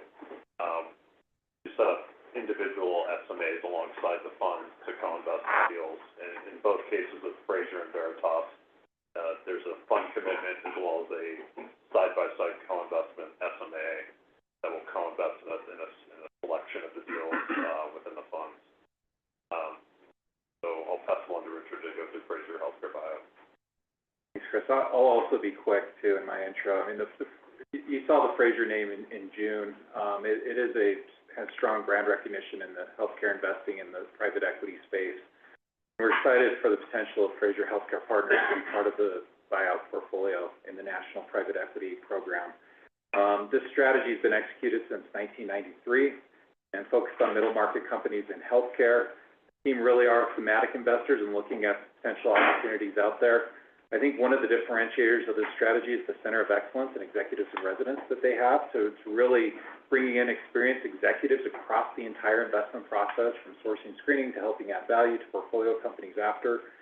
The investment team is led by two co-managing partners who are here today. They have a long history with Fraser, having been with the firm for 32 and 18 years respectively. And they're supported by two other general partners who serve on the investment committee and average 24 years at the firm in total. And also notable is the firm has had really low turnover as well. So that's been a great sign of the culture that they've built. The track record's been strong across their historic buyout investments. They've had favorable realizations across the portfolio and been able to have a low loss ratio while doing that. Fund terms are similar to other buyout funds of similar size. They are making a larger general partner commitment than what we typically see.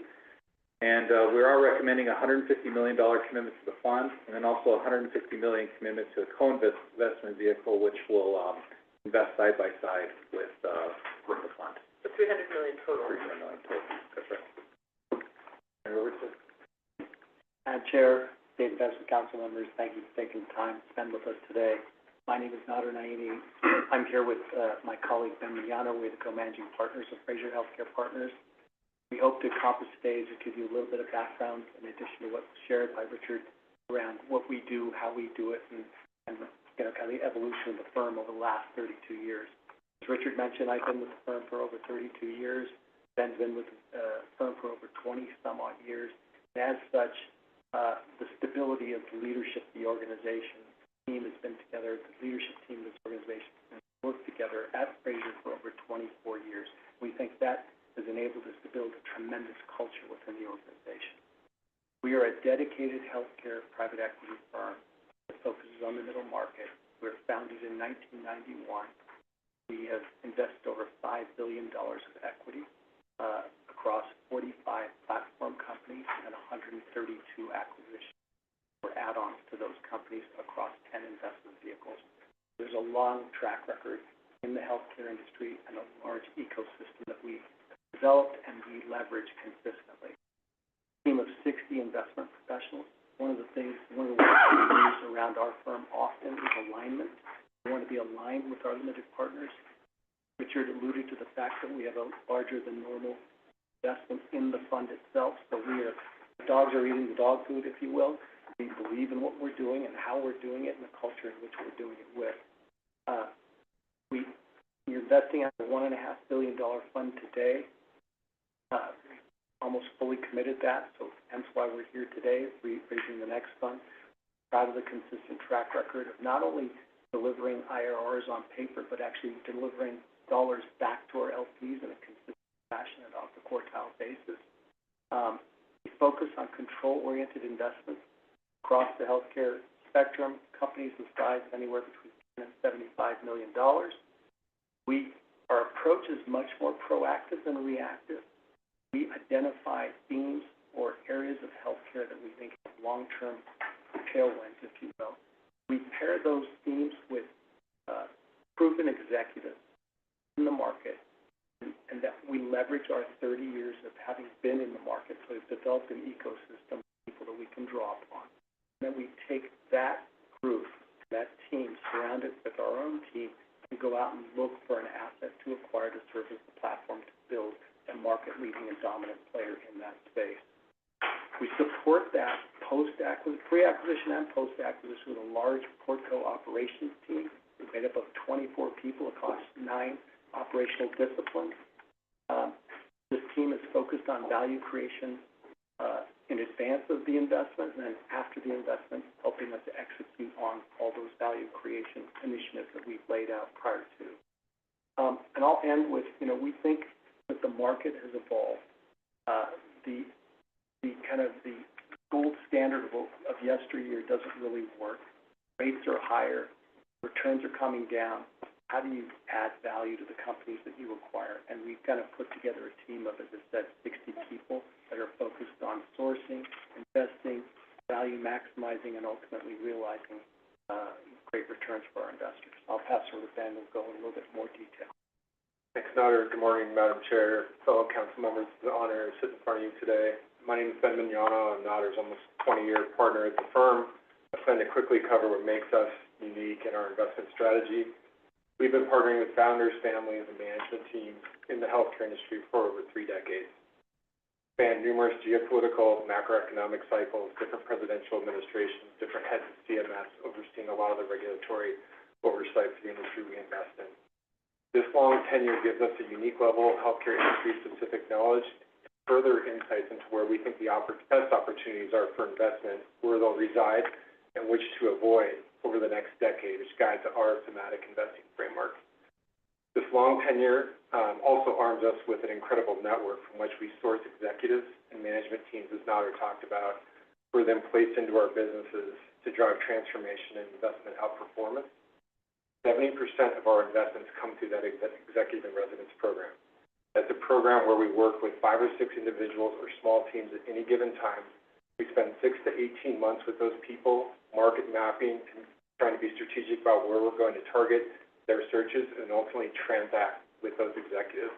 That time in the chair and driving around the country with those people and getting to know them and understand their constitution is critically important.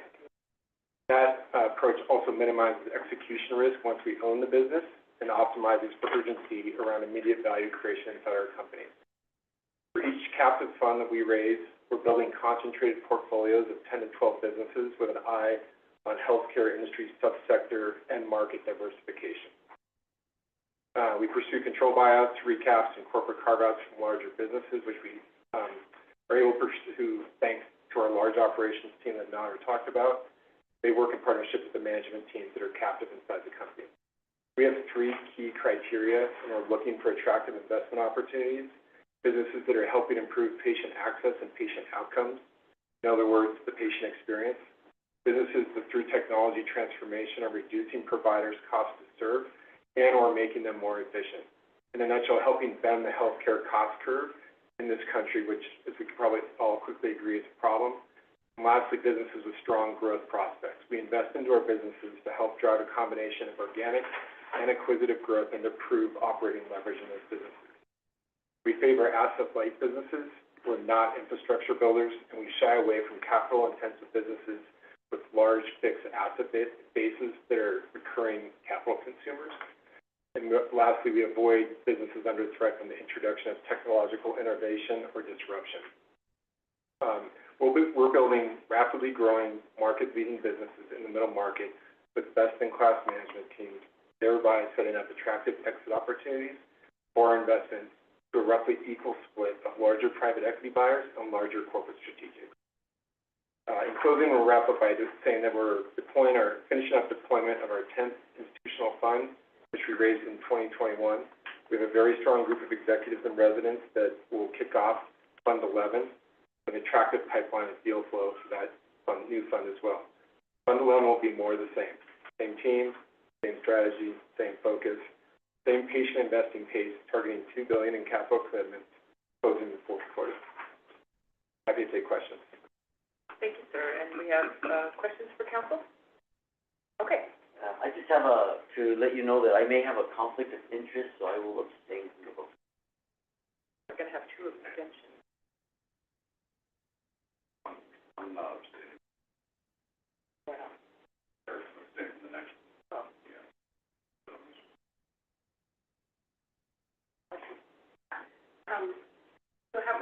we've worked on other funds previously, correct? You all? So, go to page 180 in the materials. So, was it last month we brought, so Fraser historically used to be effectively a biotech group, and what is Fraser Healthcare, which is a growth lab platform. They decided it made sense to raise separate funds. So one of the funds we brought in the last couple of months was Fraser Life Sciences Public Crossover Fund. That's now a separate firm out of Palo Alto. Fraser Healthcare is based in Seattle, and the strategy we're talking about. So, while we started a relationship with them, they're technically different firms, but part of the same family, shared history. Let me ask on the technically part. If one went bankrupt, is the other one affected? And they are technically. How much was that other fund that we approved? 50 million. 50 million? I really enjoyed, and I'm not a science person at all, a lot of the things that you all are working on, and it looks very calculated. You've obviously figured out the plan on how to move forward and learn from whatever past mistakes or errors that have occurred. So I did appreciate reading into that. And I also noticed, like, the net IRR was 25% and the gross MOIC of 3%. Is that, what is that from, on the historical gross return? Is that right? Which funds? Page 199, analysis of historic gross returns. Fraser Healthcare generally targets a gross overall annualized IRR of 25%, and the gross MOIC of 3 times. Yeah, that's for each individual investment, and inevitably there'll be some investments that do better than that or worse than that, and I think so take that gross MOIC over an entire fund out of the goal. Inevitably, there'll be individual investments that either outperform or underperform that, but I'd say that gross MOIC target there is what they're looking for. Okay, thank you. Further questions? We have a motion. Chair, based on the recommendations of the Council Investment Committee, Private Equity Consultant Mercer, SIC staff, and General Fiduciary Oversight from RBK, move that the State Investment Council approve a commitment of up to $150 million to Fraser Healthcare Buyout Fund 11 LP, and an additional side-by-side co-investment commitment of up to $150 million, subject to and contingent upon New Mexico legal requirements, New Mexico State Investment Council policies, negotiation of final terms and conditions, and conclusion of appropriate payments.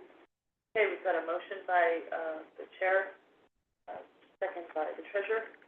Any discussion on the motion? Or any discussion on that? We're going to take a roll call. Commissioner Stephanie Garcia Richard. Yes. Treasurer Laura Montoya. Yes. CFA Secretary Wayne Probst. Yes. Nick Tejas. Yes. Catherine Allen. Yes. John Bingaman. Yes. Kelly O'Donnell. Yes. Yeah, I have you down as abstaining. That's 7 in the affirmative. Motion passes. All right, great. Thank you all so much. All right, Mr. Cassidy, if you can just bear with us for one more, and we'll let you off the hook. We're going to go to agenda item 3F. Sarah.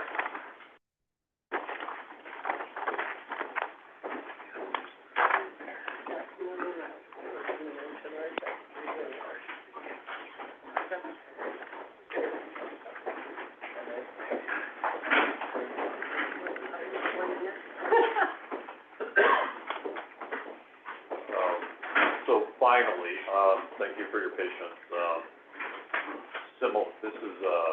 This is a new relationship with a firm called Veritas. I'll let Amy describe it in more detail, but similar to what we're recommending with Fraser, recommending a fund commitment of up to $100 million, and similarly a side-by-side co-investment vehicle of a similar size of up to $100 million. Pass it to Amy and Amy. Okay, well, thank you, Madam Chair. It's great to be here. This is a new manager for the National Private Equity Program. I'll be in the buyout category of the portfolio. Something we really appreciate about Veritas is their strategy. So their strategy is very focused on the end market, the government payer end market. And they do this through investing in, getting control, and growing and optimizing companies in 4 sectors. You have national defense, education, sustainability and infrastructure, and healthcare. And they've been very methodical over time. This is a very long-tenured firm. They started in 1992, and they've added very strategically sectors over time as they found there was a real demand from, again, that end market that they're focused on. They have a strong team. They have about 50 investment professionals, and they actually have a more concentrated portfolio, especially a fund of this size. So when you look at the capacity, there's a lot of hands that are working on this when you have that large of an investment team and a more concentrated portfolio. They're also very focused on complex transactions. So they have, they're looking at corporate carve-outs, different things that, might not fit into the typical buyout fund. And they do actually have a portfolio optimization group, which we appreciate for these more difficult transactions that they focus on. The terms are generally in line with market. Page 290 in our report, the Mercer report, has the track record. They have a very strong and long track record, multiple funds above a 2x net. And then on page 291, you see the benchmarking, largely first and second quartile rankings. And so they've had a lot of success in the exits that they've had. So with that, I will turn it over to James. Thank you, and thank you to the council for spending time with us today. By way of background, my name is Jamie Dimitri, and I co-head the flagship private equity fund at Veritas. I've been at the firm for approximately 12 years, actually having started my career at Veritas back in 2002, and then after a couple of 10 years at other organizations, returned in 2014, and I've been a partner since 2015. But I've spent approximately 20 years in the private equity industry. I would love you to leave today with understanding what we believe are 4 differentiating factors about Veritas. One, our industries that was just mentioned and how we focused on those exclusively for a very long period of time. 2, our value creation, or what we refer to as our strategic lever playbook, and why we think we're able to drive differentiated outcomes with this playbook. 3, our team and the continuity of the team, and then lastly, our returns. So with that said, for the last 25+ years, we've focused on investing at the intersection of government and technology. This is really a descriptive phrase to identify where we've deployed capital. The 4 main pillars are national security. That includes aerospace, defense, government services, cybersecurity, and businesses that really revolve around the Beltway. A number of us have security clearance, including the head of our organization, who has the highest security clearance that the U.S. civilian can actually pursue. And that allows us to diligence businesses in a differentiated way when we are evaluating companies that have top secret capabilities. The next pillar is healthcare, and specifically healthcare IT, so we evaluate tech-enabled healthcare businesses. So businesses that aren't taking reimbursement risk, but that are focused on a technology or technology-enabled service that is benefiting not only the growth broadly in healthcare, but also focused on reducing the cost of healthcare while improving outcomes. Education, specifically education IT. Again, this is an industry that is benefiting from the tailwinds, the digitization of education delivery in the United States. And then lastly, sustainability infrastructure that's improving, the infrastructure in cities in a technology-enabled way, as well as drive to clean energy. These industries are very, very large, trillions of dollars. They are totally acyclical, so we have no consumer retail exposure. Our businesses grew during COVID. Our businesses grew during the Great Financial Crisis. And we have, what I would call no exposure to shocks to the system. We've been able to experience success in any geopolitical environment, during any, whether it's Republican administration, a Democratic administration. Again, these businesses are mission-driven.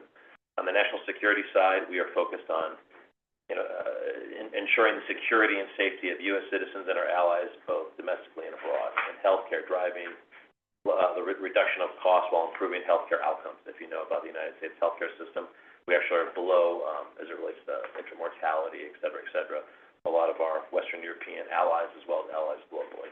Education, driving outcomes in education at the K-12 level, whether it's math, whether it's reading, and trying to advance educational outcomes for our companies. And then lastly, as I said, the broader marketplace, infrastructure, and sustainability. As we think about why is this important, these industries require real intellectual property to be able to deploy capital effectively. We've spent time here exclusively. We have not strayed from this knitting. We haven't gotten caught up in any of the hysteria around what happened in 2019, 2020, growth equity type investments. We know what we know, and we look to identify businesses in these sectors that have a solution or capability we think is differentiated in a business that we can optimize. As mentioned, we've done a number of corporate carve-outs. We believe these businesses are oftentimes orphaned inside of larger organizations, and how can we bring our intellectual property, our strategic perch to drive outcomes with these companies. As we think about when we own a business, we are not operators. We bring a portfolio optimization team as well as the deal team to drive a number of specific initiatives that help us create value. These are phrases you've heard before: invest in business development, invest in R&D, optimize the earnings of a business, strategic repositioning. But it is the intellectual property we've built up understanding how the government innovates, understanding innovation broadly, having a concentrated portfolio. We'll make 6 to 8 investments a fund. Fund 9 will likely be 8 to 10 investments, but it's taking that concentrated portfolio and that focus against these levers that drives differentiated outcomes.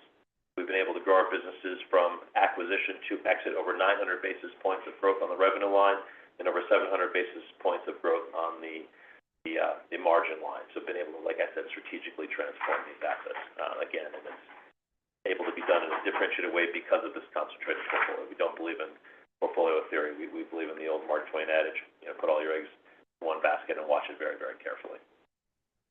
As it relates to the team, on average, we've been at the firm for over 15 years. We've had 0 attrition at the principal and partner level.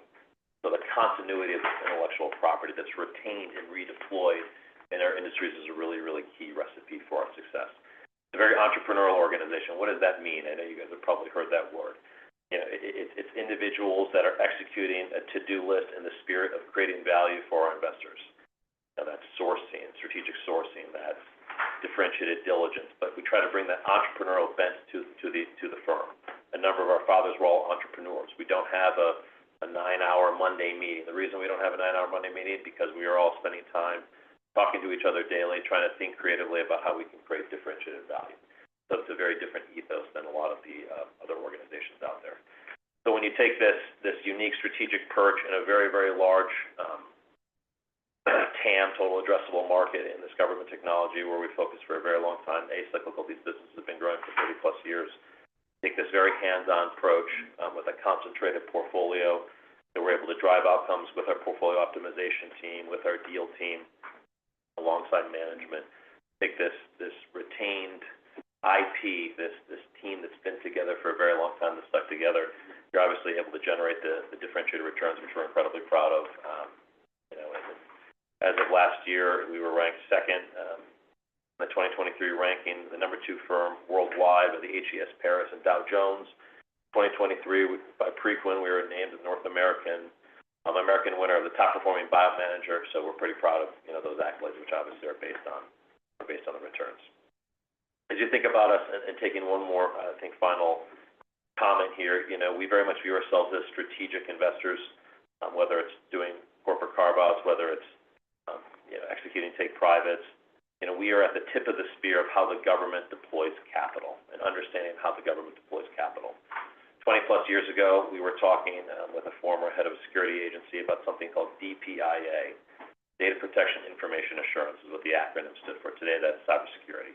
We've been investing in businesses in the cybersecurity space for 20 plus years. So it's this intimacy, the strategic intimacy with how this government technology umbrella operates that allows us to be differentiated. So with that, I'll turn it over to questions. All right. Questions from council? Good morning. Good morning. I can't find you in the makeup of the team. Where are you in the makeup of the team? I don't know what materials you're looking at. I'm part of the investment committee. I'm one of 5 individuals on the investment committee, and I'm the co-head of the flagship private equity fund. This is a new commitment, correct? Yes. Yes. Relationship. I don't think we have. I've been at the firm for 10 years and been a partner for 9 years. That's great. I'm really surprised that it's a new commitment. It's so much money, and no one that's in these pictures is before us today to also have a conversation. So he's, Jamie's, if you look at the top under partnership, Ramsey, this is page 307. You have Ramsey, who's the CEO of the top, and James Dimitri is the third from the left. There's 5 of us on the investment committee, Ramsey, myself, Hugh Evans, Dan Sugar, and Buddy Polk. We're also all part of the management company. And I understand all of that part of it, but the people who make the decisions on the actual fund itself, there were 4 of them, and none of those 4 partners, 2 principals, or 3 vice presidents, 4 senior associates, or 7 associates are before us today on No, he's a co-head of the flagship fund, so just to be very clear, he's up there with the partnership because he's this is a distinguishing factor of the party. He's a very senior partner at the Veritas organization, but he's a co-head of the fund that we're talking about together with Daniel Sugar. So he is one of the individuals responsible for running the strategy.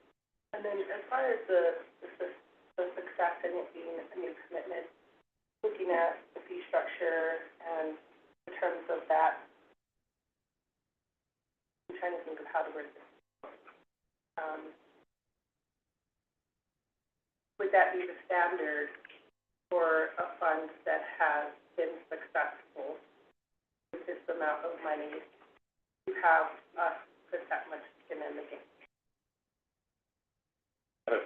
I'll give you two comments. One is, there's not many groups like Veritas that have shown, if you look at slide 313, there's not many groups that have shown an ability to produce the kind of gross returns on deals at certain company sizes, which is very unique. I think it reflects their strategy. Good large cap strategies typically are, you find an undermanaged company.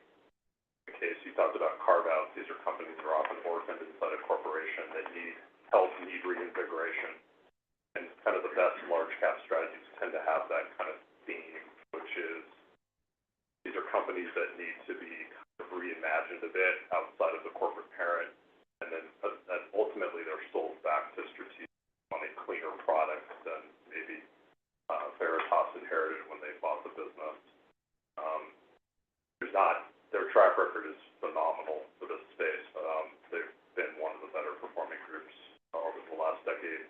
Past performance is not necessarily indicative of future results, but I think the strategy they have as an opportunity to outperform in ways that kind of general large cap funds that are more just buy and hold and using leverage and financial engineering, I think prospects for outperformance are high. The other part of this too, and we'll talk about with our performance report, is our commitment sizes have increased dramatically with the oil inflows in the state. In 2019 and 2020, we committed $225 to $250 million in this portfolio. Last year, the SIC approved almost $1.8 billion of investments in this portfolio, and I think that's more the cadence going forward. So you're going to see a combination of a couple things, probably three things. The fund sizes are going to slowly increase. You're going to see us co-invest because it's an efficient way for us to put capital to work without fees. And we'll probably increase managers as well, because all of those three are probably required for us to meet our pacing targets and grow the portfolio in line with Don and Nino's marching orders that they give me every quarter. And the numbers thankfully have flatlined a little bit, but there was a period last year where we were freaking out. So the numbers went up a lot, and I think it's an amazing story for the state, but at the same time, so you will see slowly increased numbers. I think, so looking at for this kind of fund, it'll invest in 8 to 12 companies. You're looking at underlying investments of roughly $10 million, which is... Madam Chair, my question is more about the amount of skin we're putting in the game, the origination of this, with the funds that is so successful. I'm trying to understand the logic of the why are we doing that instead of more 50-50, or would it be the standard to do something like this with a brand new commitment, with a lot of skin in the game, a lot of capital, and they have to... I think it's the new pacing. Where you're going to see these larger commitments going forward. I think the old maybe 50s is going to be a higher number now, and so you're going to see these larger commitments. What was 50 3 years ago will be at least 100. And I think you're seeing that today between Frazier and Veritas. Those numbers when we had a much smaller portfolio. Our portfolio NAV right now is about $4 billion. That needs to triple to quintuple depending on the oil inflows over the next decade, which means in order to achieve that pacing, those commitments are going to cross the board. I think she's talking less about the capital and more about the, there's 282. Oh.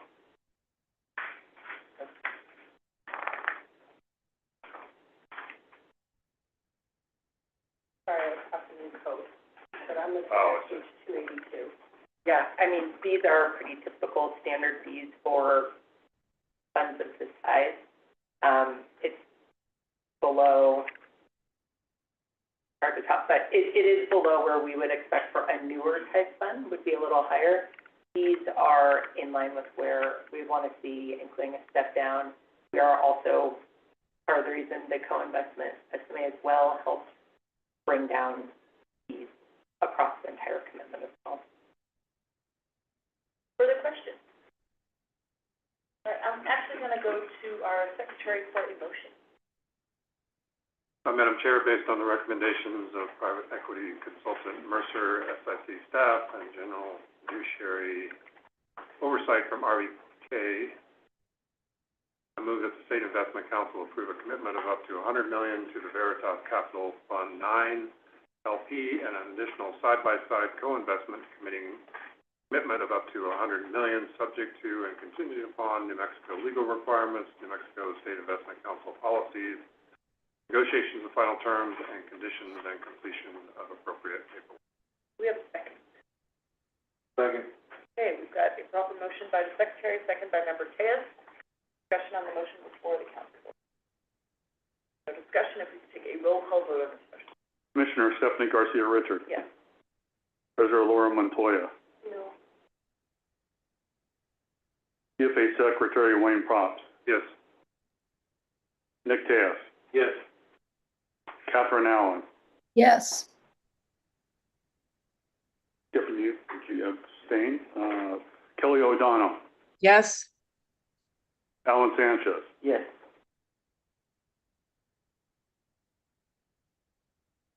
Six in the affirmative, motion passes. Thank you very much for your support. All right, we're going to let Director Cassidy off the hook finally. We can have Mr. Sable and Mercer come forward to hold Street Energy Partners 3, agenda item 3G.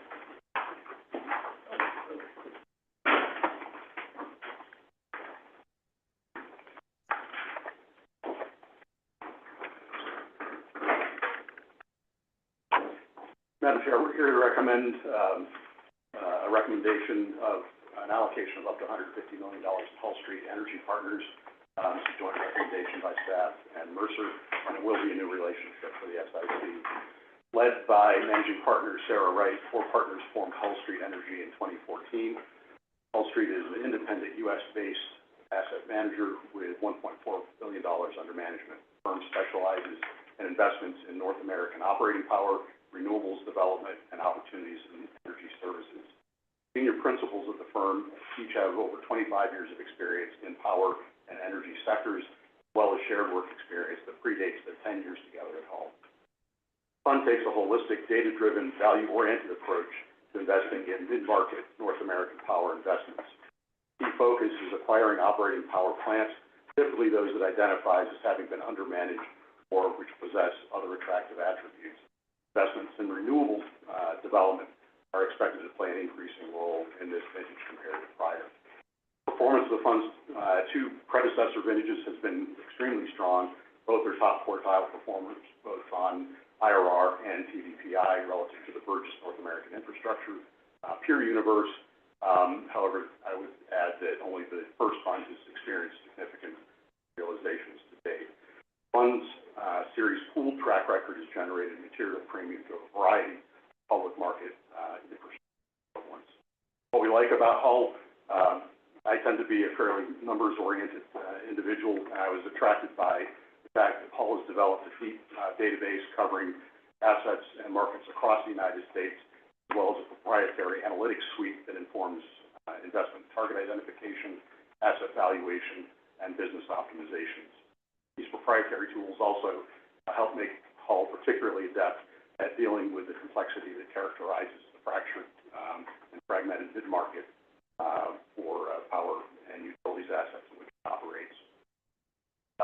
Fund 2 was substantially invested over a course of a 2-year horizon, suggesting that capital deployment in the space and in this particular vintage could be relatively quick.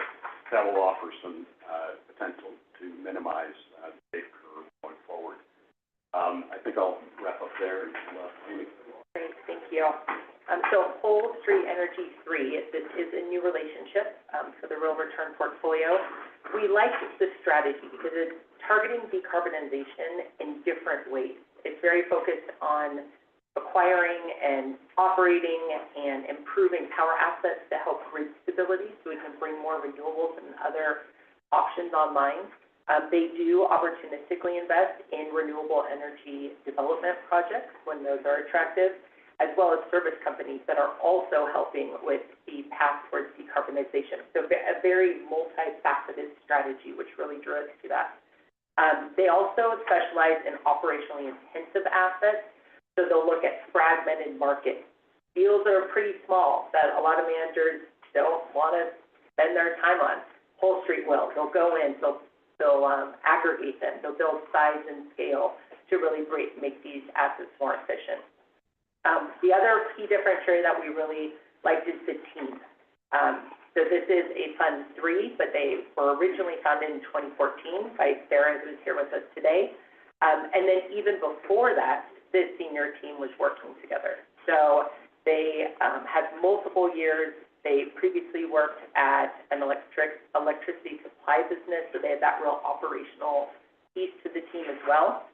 Alignment is in line with market. I would say the New Mexico SIC will be an anchor investor, so there are some stronger, reduced fees that we get for being at that you'll see on page 339.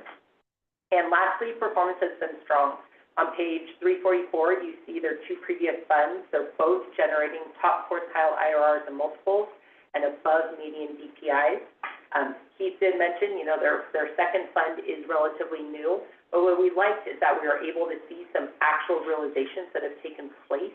And so we got comfort that this team can not only make investments, but see the investments through to an actual realization. So with that, we are recommending up to $150 million commitment to Whole Street Energy 3, and I will turn it over to Sarah. Thank you. That was great.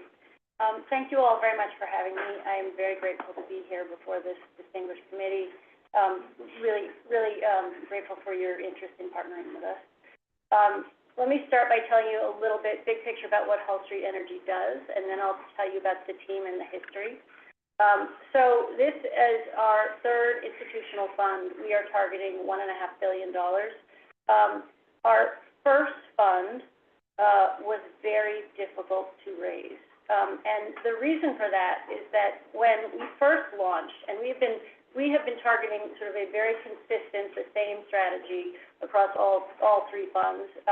But I think we were a little bit early when we first came to market. What we were looking at, and as Amy and Keith mentioned, we have, and I'll get into this in a minute, but the team has sort of unusual depth as it relates to operating grid ops and sort of how things work. And so we were looking at the following trends. On the one hand, we were, and we still are, working to decarbonize the North American power grid by adding intermittence to the system. This is, in fact, very effective if what you're focused on is decarbonization. On the other hand, intermittents, by definition, are not dispatchable. So what you're effectively doing is trading off carbon intensity for reliability. And I think we understood early on that what was interesting about this is that kind of in this steady state world, and we can talk more about demand patterns in electricity in a minute, but we are in a world that has not seen appreciable electricity demand growth in a long time. It's been literally almost a generation where we have had efficiency gains offsetting any kind of demographic or economic growth, except for in a few specific regions.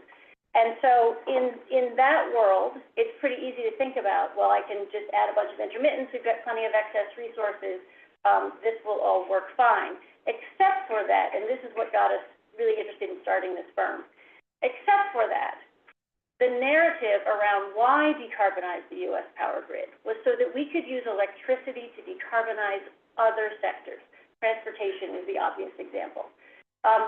This implies, out of necessity, demand growth. And it was our view that these two things we weren't lining the dominoes up around this kind of overarching trend and transition, and that this was creating a pretty meaningful need for capital to kind of fill the missing hole. And what we liked about this as an investment thesis is that if what we were going to do was deploy capital into the U.S. power grid in a very holistic way, targeting assets that were built to work in one world, which needed to be modified, upgraded, improved to work in the new world, then, and we're doing that in an environment where there was no demand growth. To the extent that demand growth emerged, this would constitute meaningful upside.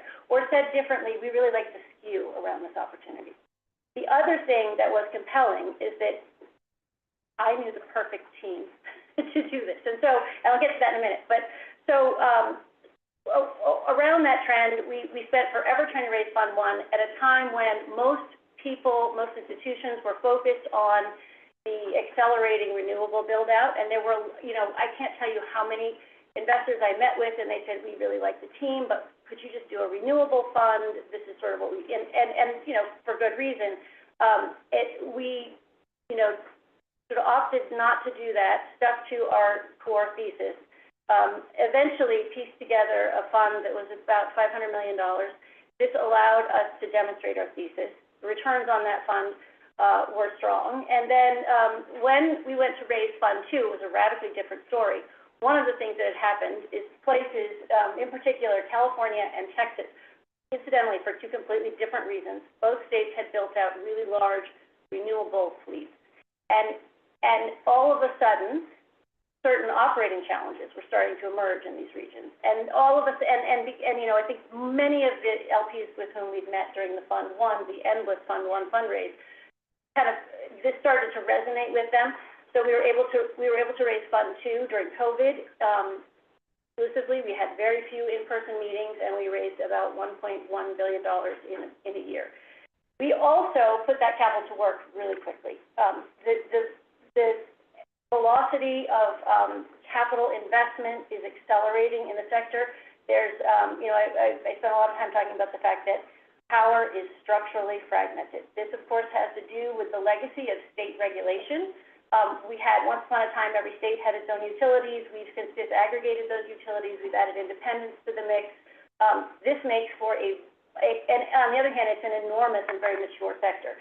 So there's a lot of capital, a big balance sheet owned by a wide and very disparate group of owners. And so when those owners want to rebalance their portfolios, the only way they do it pretty much is through M&A activity. And there is a lot of small stuff that is squirrely, undermanaged, and needs to be retrofitted, if not retired and replaced, to sort of be useful in the new world. And so that's what we're focusing on. Our returns come from kind of categorically two things. One is we like to aggregate assets, as Amy said, sort of buying them one at a time out of the middle market, organize them into sort of rationalized portfolios of stuff, sell them to bigger players. And then the second thing is, while we own them, we do a lot to drive value creation. Have you looked at P&L? Pardon me? Yeah, we have I've looked at, going back to, I'll talk about the team history, but we have a long track record of working with P&M in a wide variety of transactions. It sounds like you're describing sort of the situation we find ourselves in. It is unique. And that's not unique. It's sort of universal. And New Mexico's in a relatively good position, I would say. But so anyway, Fund 2 went out the door very rapidly. Probably could have used to be a little bit bigger. That informs the sizing on Fund 3 at 1.5. And so actually, let's just go to the history. If you, I was on page 5 before, by the way. Okay. And now I'm going to go to what is page 4 in the public deck. I'm not sure if you're in the one you're on. Forward. That's that one. Thank you. All right. That was the other deck. Sorry, I'm going to get on the same deck you were working with so we can even give you the right page numbers. Okay, so let me talk about the history of the team. Team has been together for literally a quarter of a century, which I can't really believe, but that's true. And so came together initially. When I graduated from business school, I went to Goldman Sachs. I was working on the commodity side of the business. And at that point in time, some of you may recall, Goldman had a fairly successful commodity trading unit called J. Aron. They were doing oil and gas, and the thinking was, if power was deregulating, well, of course, we should be in power. The problem with power is you can't store it. It makes for extremely volatile pricing, and I think as a financial services firm, it didn't seem like that was a prudent thing to do on Goldman's balance sheet. So we went out and the other thing is that we wanted to find the right kind of physical expertise. Goldman was good at the financial side, but you really had to understand how power worked to be able to do this. So we put together a joint venture with what was then Baltimore Gas and Electric, became Constellation Energy Group, and that is the point at which this team came together. And as you guys probably also remember, that when deregulation first happened, there were a lot of states that told the utilities they had to sell their power plants, and there were lots of new merchant energy companies that were created to target, buy those new power plants, build other new power plants. What fewer people were paying attention to was that once a utility sold its power plants, it was supposed to go out and buy something called competitive electric supply. And no one stepped into this opportunity at first. The reason is it was very hard to do. If you're going to take a utility and agree to provide it with electricity for its entire system for 8,760 hours a year, or as many years as that obligation endures, you have to price and manage a multi-variable risk position for 8,760 hours a year. So this was a big data problem before that was a concept. And what we were able to do was take Goldman's risk management infrastructure, and by we, I mean principally one of my partners, Michael Booth, who is a former particle physicist hired by Goldman specifically to do this, and modify them to work for power. This gave us a meaningful first mover advantage. We did one of the first ever third-party load serving deals. That business grew very rapidly. In 2001, Constellation bought Goldman out of their interest in this joint venture. As part of that transaction, a number of the team members at Hull Street were asked to stay on as the leadership of the successor entity. And of course, Constellation grew to become the largest wholesale and retail electricity supplier in North America. And so it was that experience, building and growing that really holistic retail supply business that gave us the institutional knowledge we have today around how the grid operates that allows us to do what we're doing today. And I say that because I think people get that we are generating attractive returns. We don't see a lot of people crowding into the space behind us because you can't just sort of show up and play. It takes a tremendous amount of detailed, granular commercial knowledge to understand how to do what we do. And so that business grew, armed with that sort of institutional knowledge around how the grid operated. That, of course, is what let us understand the implications of adding these vast volumes of intermittence to the system, and sort of got us excited about the opportunity to invest.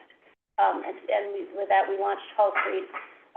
If you turn to page 5, just a quick overview of the 5 in the public deck. Yeah, that's right. Quick overview of the team. I have, you see here Mike Booth, who I mentioned before, was really instrumental in building all of the risk management and pricing tools and systems that we used at Constellation, and he has not precisely replicated, because of course the business we're running today is slightly different, but we've built out a lot of proprietary tools and systems at Hull Street that let us do what we do. In particular, the technological systems and tools that we have, this is what allows us to triage the middle market, because it's a vast market. You really got to be able to get through it quickly and efficiently, and you have to have the right tools to be able to sort that out. I also have Mark Orman, at the end of his tenure, was the president of the global supply business at Constellation. And then all of these team members were at Constellation. On the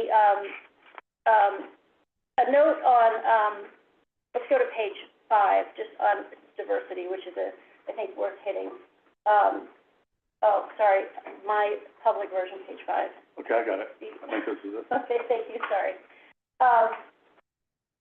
Power and diversity.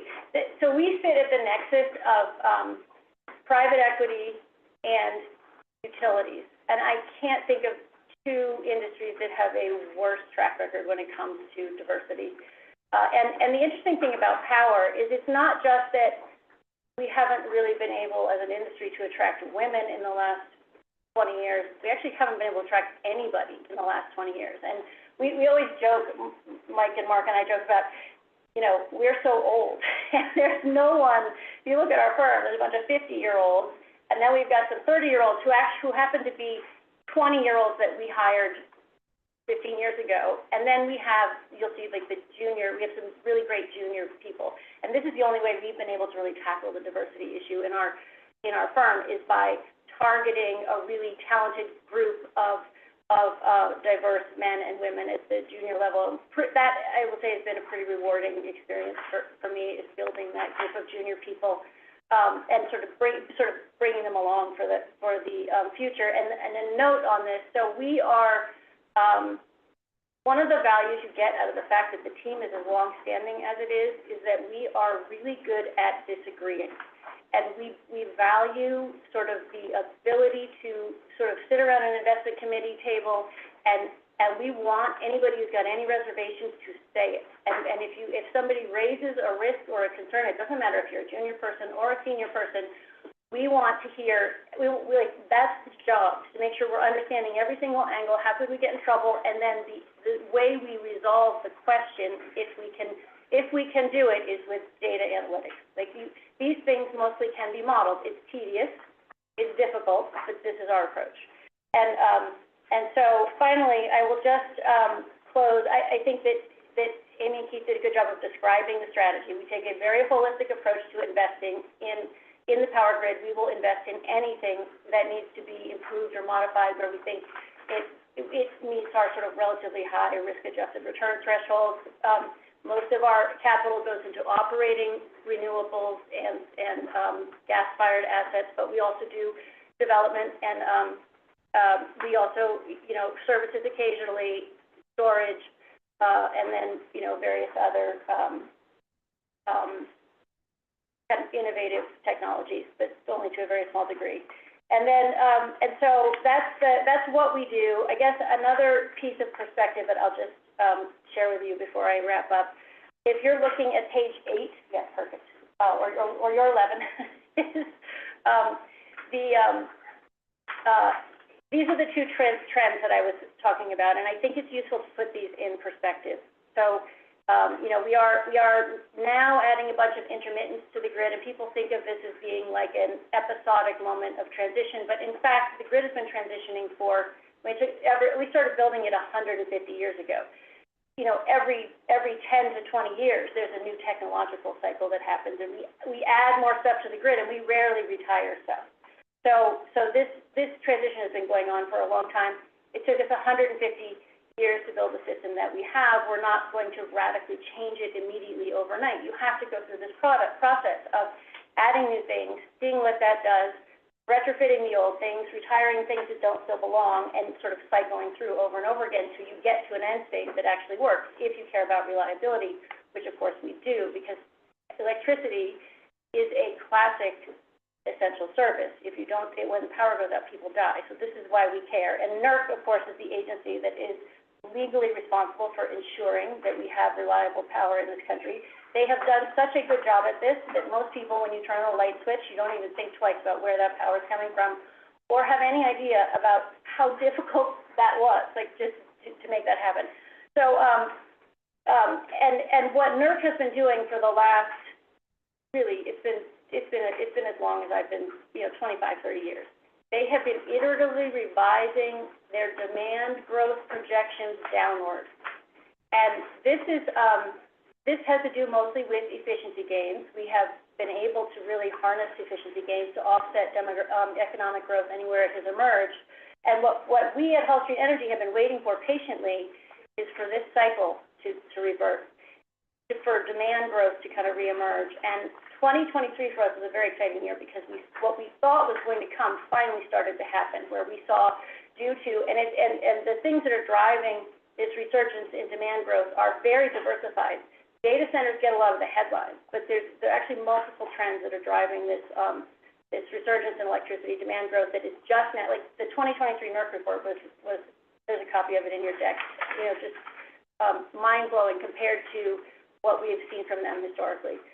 Just because it sort of said we are at risk for reliability issues in almost every region of the country, as opposed to 2022's report, which was everything's fine. So, the demand growth is coming from a wide range of things. Onshoring is having a big impact, sort of in manufacturing and manufacturing growth, but we're seeing that in a lot of states. And then, of course, there's electrification. EVs are an obvious one, but there's also a lot of heating that is happening in residential and commercial buildings. And And then, of course, the data centers are also adding that demand growth. So it's a very diversified set of factors that are driving the ongoing trend. And if you think about, put that in context of what has happened historically, turn of the century, and this is what hiring young people does to you. I now know I have to say turn of 1900, turn of the last century, not turn. When I say turn of the century to somebody who's young on my staff, they say, you mean 2000? Anyway, turn of the century, 1900, we did electric lighting, and that was super exciting for tech war. And it was pretty easy to keep up with that demand growth. Post-World War II, we added appliances to people's homes. This radically changed the way people live and drove what was the really steep part of the electricity demand curve. And that was when we also built most of the assets that we rely on today. The big nuclear plants, the big coal plants, a lot of the older vintage gas plants. And so we haven't had to be responsive to that kind of demand growth, like out of necessity. We've added intermittence because we want to decarbonize, but we haven't had to be responsive to demand growth in that way since. And so, in our view, this is going to create a pretty meaningful imperative that we harness every single asset we have on the grid today as efficiently as possible in order to make sure we are reliable and we make sure that rates don't blow up. I'm going to end there. So one of your notations on our page 12 of your deck is from the Goldman Sachs Carbonomics report that I asked folks here to take a look at. Oh, great. It looks familiar, yeah. I have this. In terms of the future of the green revolution. Great. All right. Questions from council? Madam Chair, just couple questions. The first is, how many entities, businesses are involved with similar things that you do? When you say, what's your question, and when you say entities involved, what do you mean by that? Just entities, Like competitors or subsidiaries? Competitors, just Yeah. any business entity that's working on this effort here in decarbonization, electrification. Yeah, it isn't, on the buy side, it is not that many. And, there are not a lot of firms that are organized around targeting middle market power assets. And part of the reason is you have to be fairly sophisticated to be able to do it, and yet the deal sizes are relatively small. So that's both the problem and the opportunity, if you will. There are a handful of, firms that can do power and sometimes do in the middle market. There are a handful of, I can think of one or two other firms that actually focus on middle market power specifically. I will tell you that none of them have the legacy, load serving experience that we have. There are a lot of those firms tend to be staffed by former bankers and or guys who are really good at plant ops, which is, that's a valuable skill set, but different. So what I'm hearing you say is there's some barriers to entry into this Correct. market. And then, of course, there are, on the strategic side, there's a wide range of, strategic integrated utilities, munis, co-ops, foreign strategics are sort of coming in now, and then most recently, now you have data center guys. It's fascinating. Yeah. It's pretty remarkable that you can find, value creation and growth here in a space that's so capital intensive. And being able to do that, it's mind-blowing to me, and pretty remarkable that, I commend you for being, trying to work on this and find solutions in this space. Thank you. We're having fun doing it. We're really excited about Fund 3 because, the demand growth dynamics, I think, are going to be constructive. What about cybersecurity? How does this diversification of the grid help with that and address some of the risks with, power grid attacks and things like that? Yeah, it's a huge issue. Yeah. And we don't own and operate transmission and distribution assets, which I think is a big kind of where a lot of the vulnerabilities exist, and most of that stuff is owned by regulated utilities. And they are, I think, the regulatory frameworks so far have been effective in terms of, ensuring cybersecurity.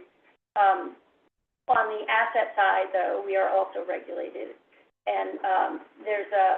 we spend a tremendous amount of time focused on cybersecurity. There's a wide range of techniques that we deploy. Thank you. Further questions? I have one question for you on page 371 or 20. So I noticed this commitment is 1.5 billion, correct? 150 is a total of 5. Yeah. Yeah. I'll be done. I would say Fund 1 was 440, just for the council. Fund 2 was 940, was almost doubled, and then now another 600. And the net IRR and the yields on both of those were very impressive. So on this last page on the Fund 3, I just need a little guidance. I'm curious on the triangle. Can you walk me through that? What is with that triangle? This one right here. Like, Sure, what is yeah, the absolutely. anonymity or Sorry, size yeah. justification? So this shows you this is what I'm talking about, the velocity, like the quantum of deals that exist in the middle market. And you can see here, since 2019, we have screened about $100 billion worth of deals, in order to invest about $1.5 billion in capital. And that's why being a specialist matters. You've got to be able to really get through stuff quickly.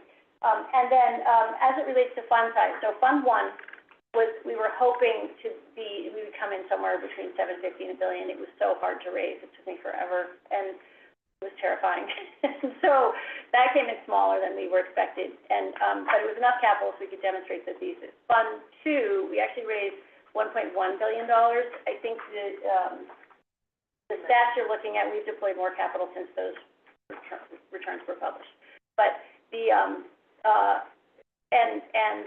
we're substantially through investing Fund 2. That was really fast. We deployed Fund 2 in under 2 years.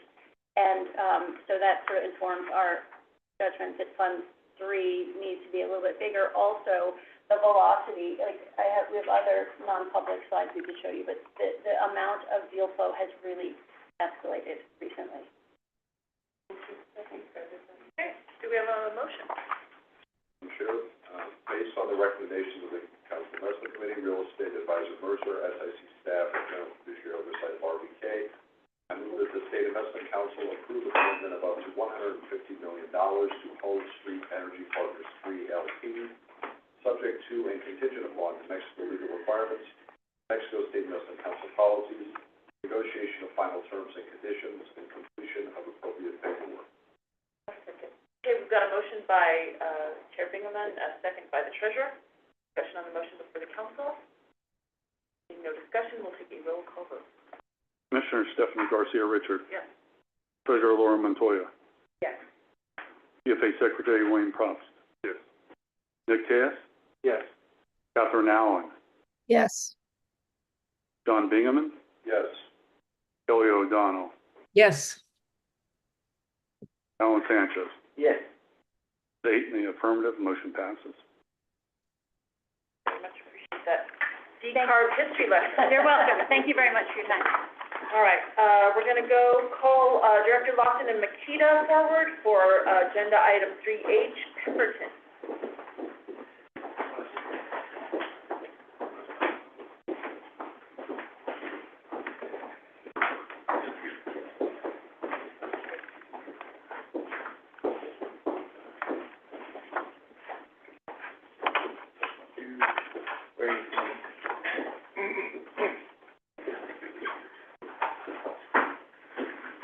All right, thank you, Madam Chair. This is a $150 million commitment recommendation to Pemberton Specialty Credit Fund 4. I have with me today Mary Bates from Makita, David Oliver from Pemberton, and Scott Hamilton from Pemberton as well. I'll point out Mr. Oliver real quick. He not only is managing partner at Pemberton, but he along with Ron and Chalice are the hands-on portfolio managers for this strategy. So he'll be making the decisions on what investments go into this fund. So as not to overlap with Mary, I'll stick to just portfolio fit. So why the strategic credit fund? Lime Pemberton. So when you look at the goals, I always go back to the goals for the private credit allocation, so diversification, strategy, geography, manager, recycling. Didn't quite get the recycling part with this type of fund, but that's kind of par for the course with this type of strategy. Yield is a primary strategy or driver of returns, but with the opportunity to take advantage of any anomalies in the market, any movements in the market. So when you look at our exposure is in Europe. Right now we have one manager over there on the corporate cash flow front. That's ICG. Pemberton is, from my standpoint, is going to add depth in Europe, but at the same time, I think Member Tess and Senator Binghamton asked last time, what is special situations lending? So ICG, generally down the middle, pretty straightforward first lien type investment. There's going to be a decent amount of overlap in the fact that Pemberton's going to do first lien type of investment as well, top of the capital structures, but they're going to have the ability to add lean into complexity. And when we lean into special situation type investments, I want to emphasize that these are performing special situations. So leans and leans, both. Yeah. That's, I gave a terrible analogy on, at the CIC for what kind of specialty situation might arise. I tried to use the chili factory, but, to your point, Mike, lean and lean as well. Anyway, but so they're going to deepen our exposure on corporate cash flow lending, but they're also going to add the ability for our portfolio to still yield. Should there be market disruptions as well, Pemberton will be able to lean into that, as well as they'll be able to expand on the ICG area of coverage, and they'll be able to take on more complex transactions. So that's really how it fits within the portfolio. With that said, I'm going to turn it over to. Thanks, Tom. Thank you to the trustees. I'm going to keep my comments very, very brief, as I typically do. I'm going to provide a quick overview of the strategy and then walk through what we view as the strengths of the offerings, as well as some potential concerns and the associated mitigants.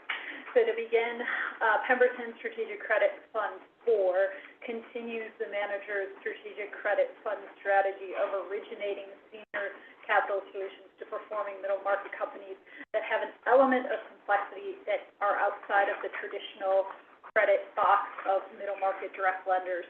This complexity may be driven from a more complex capital structure, a different use of proceeds that is not necessarily related to leverage buyouts, which typically are the use of proceeds for traditional direct lending, or a time constraint, or some other borrower-specific issue.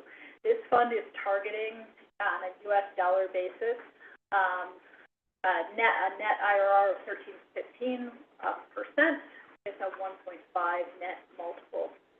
So we would expect, and what has been communicated by the manager, is that 75% of assets will tie to secured risk, with the remaining 25% eligible for more junior capital, second lien, as the governor mentioned, potentially payment in kind and preferred. Will allow the manager to expand on that.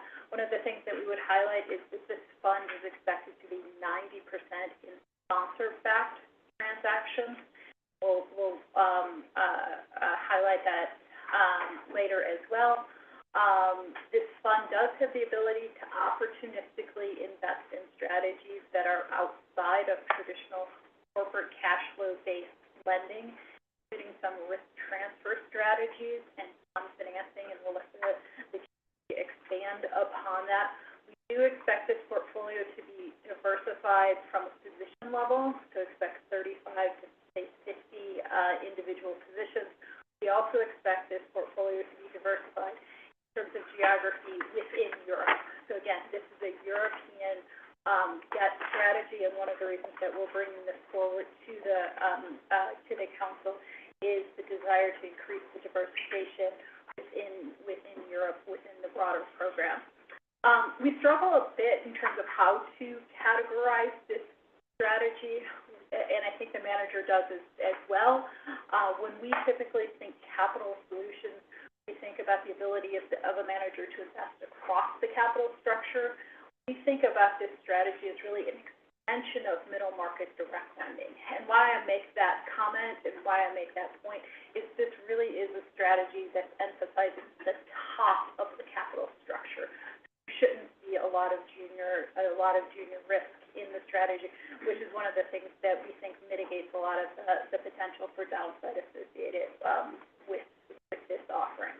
So in terms of the strengths and why we are supportive of bringing this offering to the SIC, is the strength and the breadth of the broader Pemberton credit platform. The manager manages in excess of $23 billion. They're one of the largest corporate credit managers focused on Europe. We would highlight that they are one of the earliest entrants into this space, which again doesn't neatly fit any category, which in part explains some of the opportunities. So they were one of the first managers to bring this direct lending plus capital solution light type of strategy focused in Europe, and they did that in 2017. So they have one of the longest track records associated with that. They did have two impairments in the first fund, and we'll highlight that in talking through the performance. But we actually think that's a positive, because the managers, we always think it's better to partner with managers that effectively have learned their lessons and have evolved their strategies associated with that. And that's one of the points. That's one of the things that they did, is they pulled back from non-sponsored exposure and are focusing almost exclusively on that sponsored component. We'd also highlight that the depth that the team has tremendous experience working together. I'll let the portfolio manager speak to his direct experience with his team members. And some of the concerns that we have potentially with this offering, I've already alluded to the fact that Fund 1 performance is slightly below the targeted return of the fund. As of the time of our report, it was roughly generating a net IRR of 8%, and it tied to 2 impairments. They have made a number of changes to the strategies to address this. Again, we would highlight that the focus on sponsor-backed paper, as well as the greater diversification, is likely to mitigate concerns about that performance on a go-forward basis. And we spent tremendous time walking through those 2 credits to get comfortable with that. From a weakness or concern standpoint, we would highlight that the manager has expanded its offerings across things outside of corporate credit over the past few years, notably in terms of significant risk transfer strategies and NAV-based lending. Manager, I'm sure, will communicate that these are complementary offerings to their platform and an extension of the strategies. But we would highlight that, and perhaps those are things that you'd like to get their further attention around. We would also highlight, we know that the Treasury is always concerned or interested on GP commitments, and we would highlight that there is a low GP commit associated with this strategy. I'll let the portfolio manager directly speak to it, but the indications is that it does represent a significant portion of their personal net worth currently. And so with that, I'm happy to take questions or happy to turn it over to the chief directly, present their strategy and address some of the issues that were raised.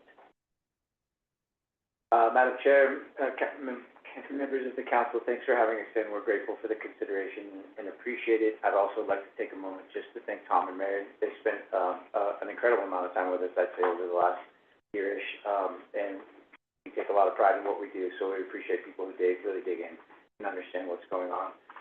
In brief, my name is Scott Hamilton. I run Western distribution in the U.S. for Pemberton, based in the San Francisco Bay Area. I would typically be your sort of time zone relevant day-to-day contact, being that the firm's in London. And then let me introduce my colleague, Ben. Hi, good morning, everyone. I think it's still good morning. Thank you for having me here.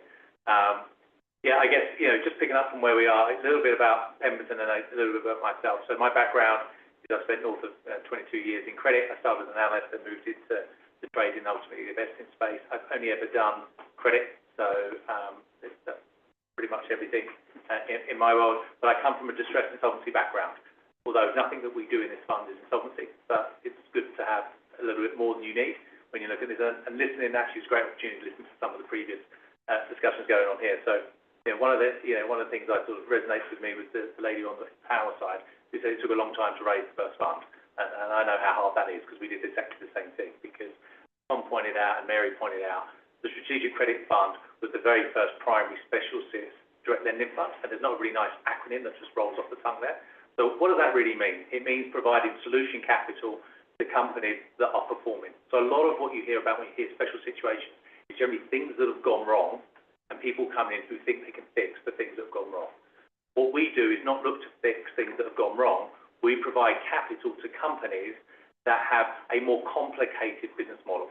It's us understanding those companies that are performing and then providing them capital. We can talk about that a little bit more. So just as sort of a segue into that. In terms of Pemberton, so as mentioned before, 23.5 billion. I promise I won't give you death by PowerPoint. The 23 billion of capital that we manage today.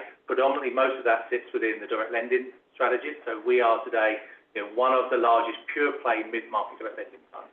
A lot of people tell you what they do. I think it's equally important what we don't do. So what we don't do is private equity, and what we don't do is loan to own. That is really important, particularly for the Strategic Credit Fund, but also for the fact that we're in the primary markets all the time. When I say primary, direct lending in Europe, in the US, is very much a sort of a partnership model where you tend to have more than one fund in every single investment. The European market is different. You tend to be sole lender-led, which is, I think, has a significant benefit because, as you can appreciate, and I would imagine in this room, not everybody has the same opinions when things don't go right. There might be 3 or 4 different opinions. So if you put that into a strategy where you are trying to figure out how to fix things when things have gone wrong, and if you've got 4 different people with all decisions at the table, it can become quite difficult. In Europe, we're a sole market lending position. So, where we fit in here in Europe is, yes, we're 24 billion, but we have also multiple different strategies within direct lending. So we have our sort of straight down the fairway mid-market direct lending, which you'll be familiar with here. So we have most of the capital, about 11 billion of what we have today sits in that space. About 5.6 billion of the capital is in the Strategic Credit Fund, and then we have a senior loan fund, which is our double B fund. So where we are focused today for this meeting is in the Strategic Credit Fund, which is where we have 5.6 billion of capital. It's our 4th vintage of fund, and it's very much focused on primary solutions driven, and I can sort of drill into what that may look like a little bit later. All right, thank you so much. We'll take questions. Just out of curiosity, where are you housed? Are you I'm in London. I'm in London based. Thank you for coming to New Mexico to visit us. Didn't have his first breakfast burrito this morning. No question, red or green. That actually came with both, and they are rather large. It's good. Do we have a motion? This is 150 million. Yeah, and it's not in euros. Not We correct. have a dollar compartment, A dollar which actually is, typically comes with a adjusted up performance alpha for you. So when you send over US dollars, you can make a return in euros and then bring it back. There's an uplift to it. It can't fluctuate. So for example, just one sort of, on the 8% of Fund 1, actually in dollars it was 10% net. So, just to put that in comparison. So we raised 4 funds in terms of the net returns. Fund 1 is just north of 10 net, Fund 2 is just north of 13 net, and Fund 3 is just north of 15, and we're targeting 13 to 15 net. And we aim to either meet or exceed every target we put out. And these are all unlevered. We are not adding leverage at the That's really front level, important. which you see a lot in the US. There's no leverage in any part of it. Just the capital relative value there. Another one that, just to sort of throw in there on a risk basis is, it's good to hear some of the sort of private equity comments, but if you think about, we are partnering up with very sophisticated private equity, sort of typically 95% of what we do is PE backed. What we do, there is still 50% equity beneath us. So for us to even get impaired, you need to wipe out the private equity firm. That's 50% of the investment before you even touch us. We're quite different in terms of risk skew to what you've been listening to before to here. So yes, we're 13 to 15, which doesn't sound as impressive as 25, but it's a very different risk profile. Great.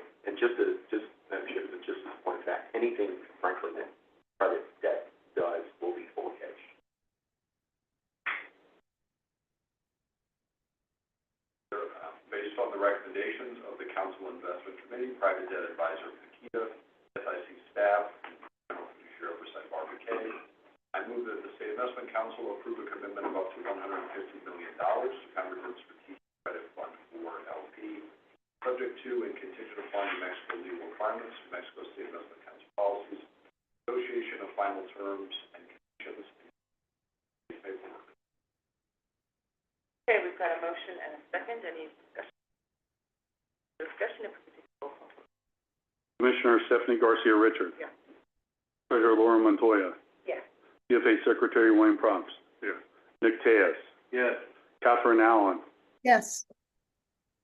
John Bingaman. Yes. Kelly O'Donnell. Yes. Alan Sanchez. Yes. Eight in the affirmative, motion passes. Great. Thank you very much. Thank you all. Thanks for having me. Thank you. All right, we'll turn it over to Mr. Lofton now for a report on an RFP. Thank you, Madam Chair. Ron, come up here.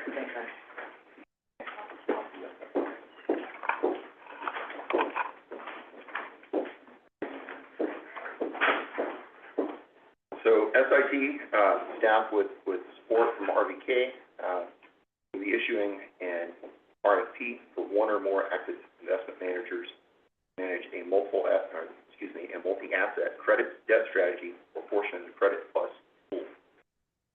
With me, I have Ryan McCauley, fixed income analyst here at SIC, and then on the line I have Ed Zabelin from RVK. This is being done in support with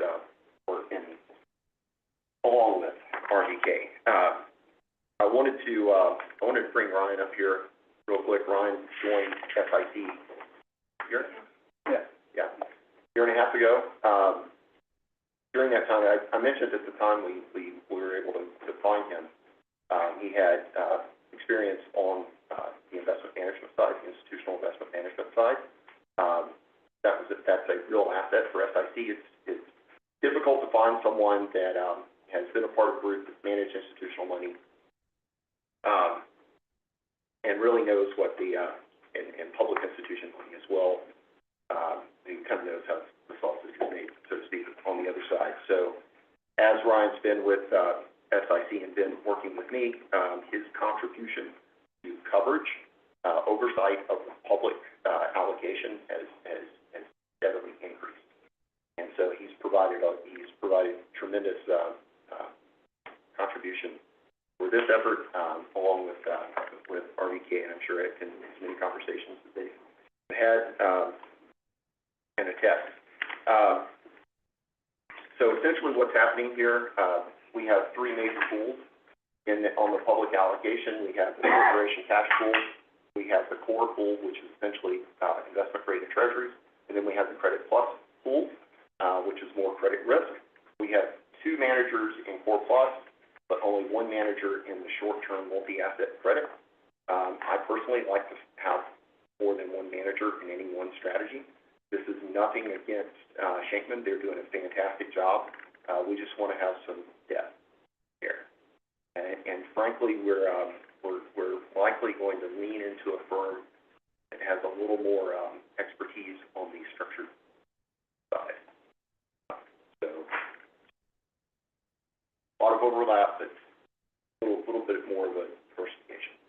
So if there are any questions, I think what our timeline is, we'll post the RFP, give a month for replies, give a month for review, and then be back to the council with a recommendation. Questions? Would you like to say anything?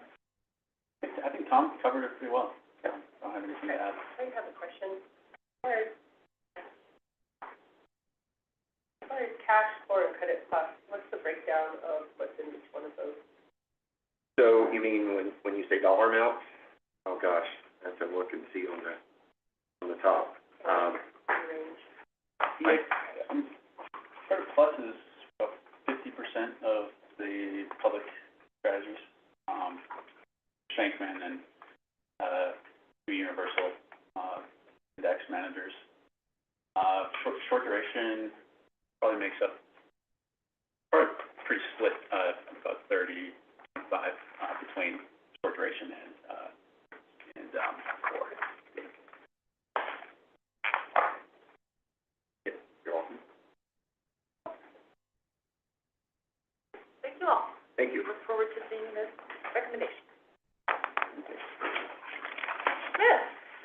you, Madam Chair. Contract renewal. Yeah, page 471 for me. And this is a recommendation to renew a contract with Parametric Portfolio Associates. It's a firm that serves almost a decade now. And they really help us with rebalancing and overlay management. So they gain us exposures in domestic equity, international equity, treasury bonds, real estate via REITs, and they can access a number of smaller markets, which we haven't really done in our rebalancing process. But it makes it fast, it makes it cheap, it makes it easy, as opposed to moving cash back and forth from our managers every month. We can use Parametric to get the exposures that we want in a rebalance. I think folks are gonna be interested if there's a change in terms on this. Terms are the same, the fee schedule's there, on the front page, and then I put the scope of services in there. And our termination is 30-day notice for the SIC and a 90-day notice for Parametric. Now, the previous contract had a 4-year termination. For this one, we'd like to remove it and just leave that 30-day notice for us, 90-day notice for Parametric. Curiosity, what made you guys decide to just do the 30-day notice? That's standard in our contracts, Madam Chair, for our Parametric. Without putting the 4 years, or up to 4 years? So the history of that is, we proposed that several years ago. The council voted, as I recall, unanimously to do that. And at the very next meeting, we brought two contracts and put in there, and a member that had not been at the meeting said, well, I don't like that, I want a 4-year term. And the council voted to do a 4-year term. We're taking another run at it. We think this is the way to go. The 4-year term actually, it puts us at some operational risk of contract expiring, managers and managing money, and, it's 5 months. Mid. Exactly, yeah. Exactly. So this removes that operational risk. And last question, I'm assuming you don't have to go out to RFP, or did this go out to RFP, or what was the process of deciding this is best?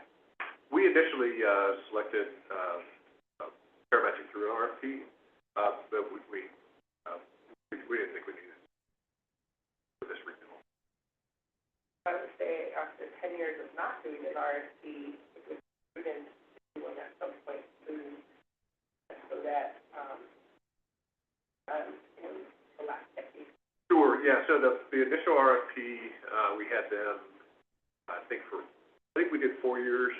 Then we had about a 2 or 3 year period where we weren't using them as much as we thought we would in the first 4 years. So about a 2 or 3 year period, and then looked at them again to restart this last 4-year contract. All right, do we have a motion? Sure, I'll go ahead with that. Based on the recommendation of the Council Committee, SIC staff, General Fiduciary Oversight of RBK, I move that the State Investment Council approve the contract for Parametric, provides non-discretionary advisory services for portfolio rebalancing and memorialized for and discussed by the council today. Do we have a second? Okay, we've got a motion and a second. Any discussion? And we're gonna take a roll call vote. Commissioner Stephanie Garcia Richard. Yes. Treasurer Laura Montoya. Yes. DFA Secretary Wayne Probst. Yes. Nick Tejas. Yes. Catherine Allen. Yes. John Bingaman. Yes. Kelly O'Donnell. Yes. Alan Sanchez. Yes. State in the affirmative, motion passes. Great. You all have been so patient. I do appreciate, though, the voting items being at the top of the meeting, just in case we move forward. So we're gonna, turn now to our performance reports. We'll go to item 4A. Thank you, Madam Chair. Good afternoon, everyone. We do have the executive summary for the quarter ending June 30th in your packet, along with the May performance summary, but given the length of the agenda and the executive summary being more current, we'll focus our comments on that. I'll kick us off on page 476. That is the capital markets review that we typically consider before diving into the performance packet itself. You'll see the trailing market performance on the bottom left. And as you go across the columns there, quarter to date, calendar year to date, 1 year, 5 year, 10 year, you'll see more mixed results for the second quarter of the year compared to the first quarter, where everything just went up. Continue to see leadership within the S&P 500 domestically. It's no longer the Magnificent Seven, but still a lot of these very large mega cap growth-oriented stocks are continuing to lead the way. We obviously more recently in August had a bit of a blip, but much of that has been erased or fully recaptured now. But those stocks continue to lead the way with continued expectations of what more broad AI adoption could bring and mean to these particular companies.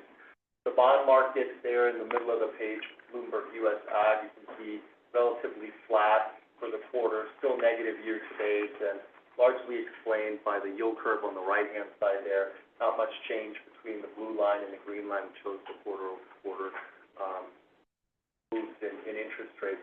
Since the end of the second quarter, though, we have seen rates moving down, moving lower, about 50 basis points or so.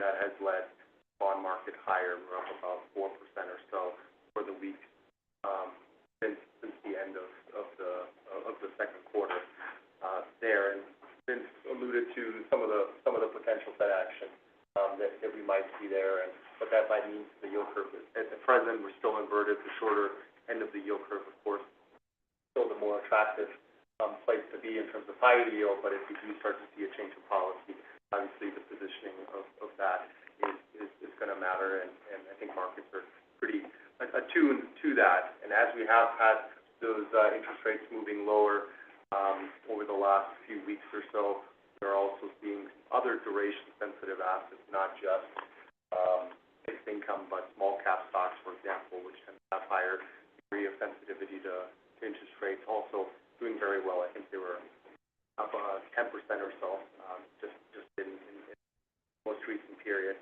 So very impressive there. Emerging markets, I will just mention it because it's been a laggard for a long time. Emerging markets was a bit of a standout here over the second quarter. We had a bounce back in China.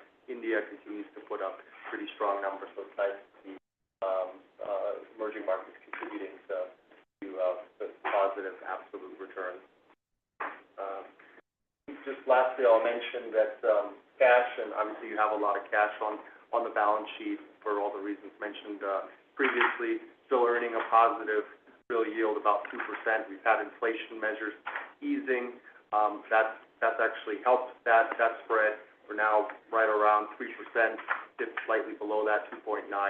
But I think no matter which inflation measure you're looking at, whether it's CPI, PPI, or there's a handful of them. They're all typically trending lower, and that's very supportive for potentially seeing lower Fed rates going forward. That's also been helpful, as I said, for real yields, particularly in the cash markets, which is still quite strong at present.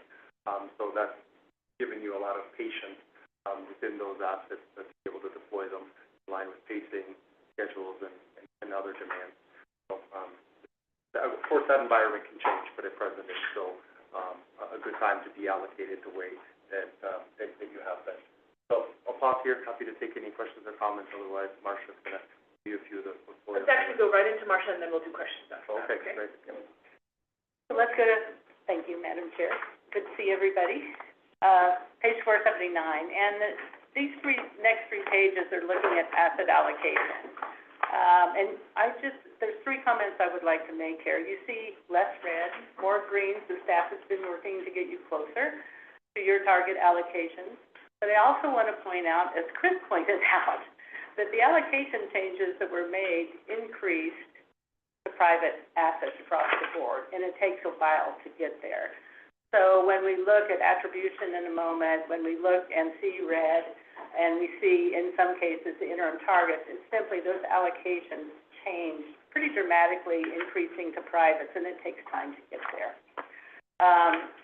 And on the third note, I would say thank you for taking a look next month at the technical changes to the policy to get you up to your target allocations and approving the ranges. So that is just really putting in place things that you've already approved.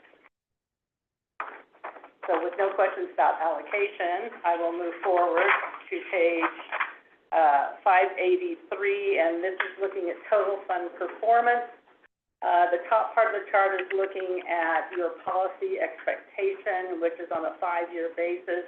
Land grant, you can see you've met your policy objective with the yes there.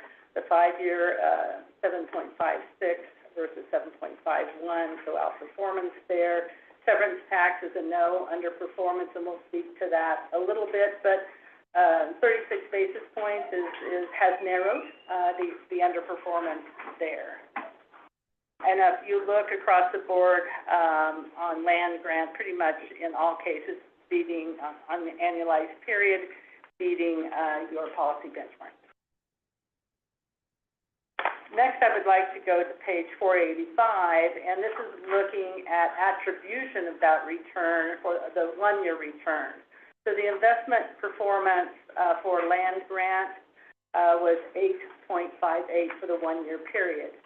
Now you can explain 8.28% of that return based on your strategic allocation. So as we always say, the most important decision you can make is how you allocate between the asset classes. So most of your return came from that.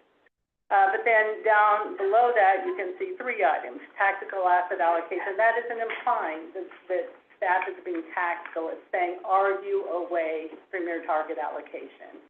And that, for the land grant, was a negative. And if you go down below and look at the second column where it says TAA, it was a headwind of 59 basis points for the year. And why was that? Well, again, a lot of this has to do with funding of the private. You weren't even at your private interim for this. And at that timing, you were underweight slightly to your public equities as well. So underweight to your private markets, fixed income. That was a bit of a headwind. And also underweight even to your national program, your private equity program. So those were a bit of a headwind for you for the year. The SS, so style selection, that was a bit of a headwind as well. That's simply a structural, or did you behave as your benchmark? And there was just some slight underperformance there that is pretty minor and benchmark driven. But you did have manager outperformance. And that's the last column. So 111 basis points of outperformance by how you implemented with managers. A lot of that coming from your public side, but also your private side. I'll point out that real return real estate, and then on private equity here, a slight positive attribution. Now, let's look at the same on page 487. For the severance tax. The return for the 1 year was 6.99. Again, most of that, it can be attributed to the asset allocation. Tactical asset allocation, or being away from your benchmark, was actually a positive here. And if you look down below at that yellow column with TAA, you're underweight your private there. And in that case, because of the New Mexico program, that was actually considered a positive because of the performance. But then you go over to the manager value add, that was a negative. So that's a big difference between your the land grant and severance tax. And if you go to the bottom of that column, lots of headway being made with the New Mexico program, but it still is a headwind for you with manager, with underperformance compared to the national, or to the land grant portfolio. And we'll look at that one other time here. So just wanted to explain performances and the differences there. I'm going to take you next, because of time, I'm going to take you next to page 492.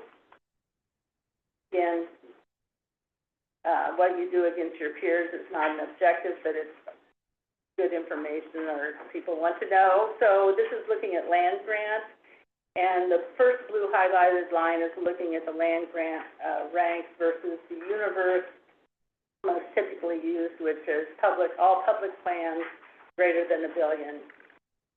For the quarter, you ranked 39th For the shorter time period, up to 1 year, you can see it was, it was a strong equity market. You were more diversified. But looking at 3, 5, 7, and 10-year, you're well above median, at times top third, and for the 3-year period, top quartile. So nice to see that. And taking you to page 493, this is looking at 5-year rolling periods of your peer rank against that same universe of all public plans greater than $1 billion. And if you look at the bottom and you go up from, let's just say, March of 2014, what that diamond is saying, what was the 5-year return for the period ended March 14th, was a diamond in which it was above median. So you really see from that point forward, there are a few hiccups in 20 and 21, but for the most part, you've stayed above median, which was a goal when you started diversifying and looking at asset allocation with your new team. And I would say they've been quite successful with an allocation that's been not at the top, not at the bottom, but consistently at median. The following page, 494, is looking at that, again, that 5-year peer rank, but looking at Sharpe ratio. So again, how much of your return you're generating per unit of risk, and this is comparing it to your peers again. And in this case, you rank in the top quartile across the board. So that's an enviable position to be in, consistency. Severance tax, on page 495, as expected with the returns we saw, ranks are not as strong. Bottom quartile or the third quartile returns. And then on page 497, looking at total fund risk return against its peer, the yellow and green is looking, green is the land grant to the left, 5-year, to the right, 10-year, and severance tax is the blue and orange. And looking at the 5-year period, land grant has been above median, below median risk, so a great place to be, northwest quadrant. The other little dots are your peers. Going down to the 10-year period, the same story is true. Northwest quadrant, lower risk, higher return for land grant. Severance tax is below that.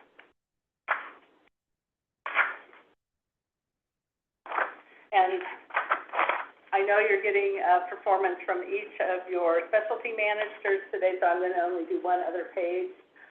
499 is just looking at all of your asset class performance in one location. And looking longer term, you can see outperformance. I would point out again on private market fixed income. Remember, changes have been made there, benchmarks have been changed, and you're increasing your allocation, you're repositioning the portfolio, so you can see some underperformance there, but that portfolio is in transition. Outperformance for your real estate, real return,